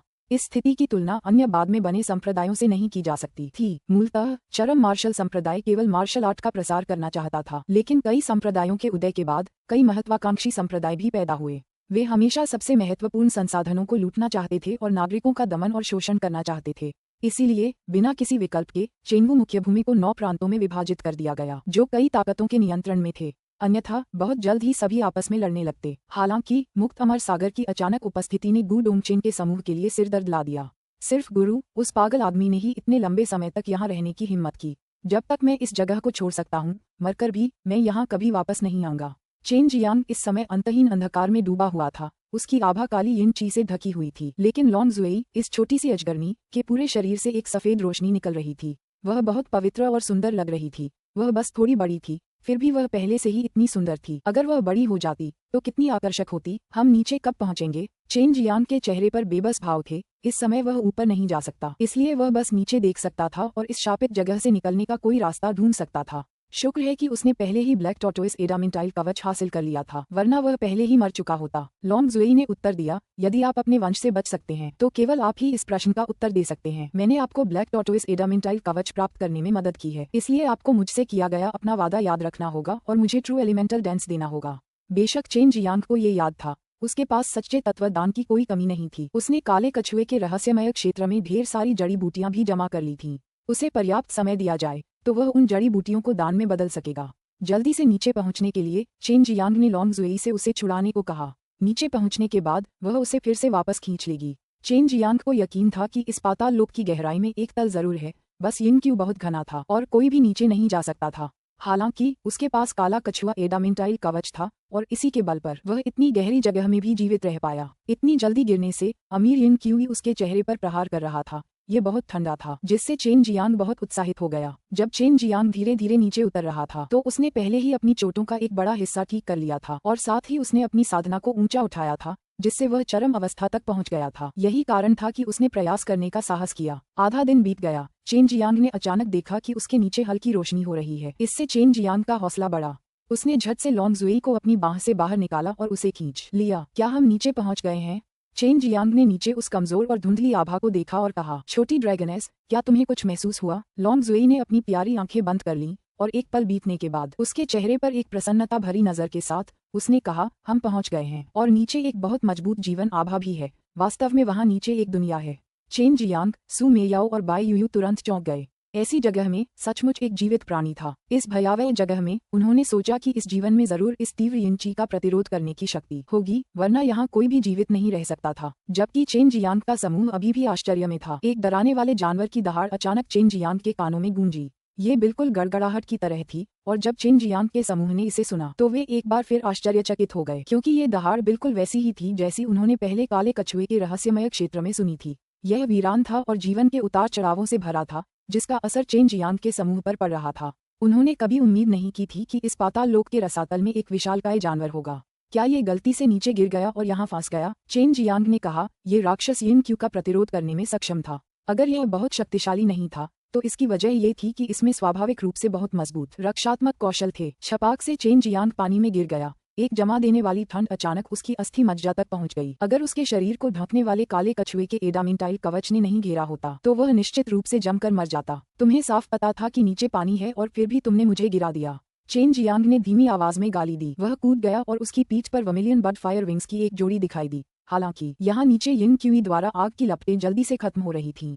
लॉन्ग जुई ने अपना मुंह थोड़ा सा हिलाया और कहा, फिर भी मुझे अब तुम्हें खींचने दो। उसने एक बार फिर चेन जियांग का हाथ खींचा और उसे किनारे पर ले आए। आश्चर्य की बात यह है कि इस खाई में नीचे एक नदी थी, लेकिन ऊपर भी बहुत सारी हरी धुंध लटक रही थी जो प्रकाश बिखेर रही थी, जिससे इस खाई को थोड़ी रोशनी मिल रही थी। जैसे ही वह किनारे पर चढ़ा, उस जानवर की दहाड़ फिर से आए। झटके के कारण पानी पर हल्की लहरें दिखाई दीं।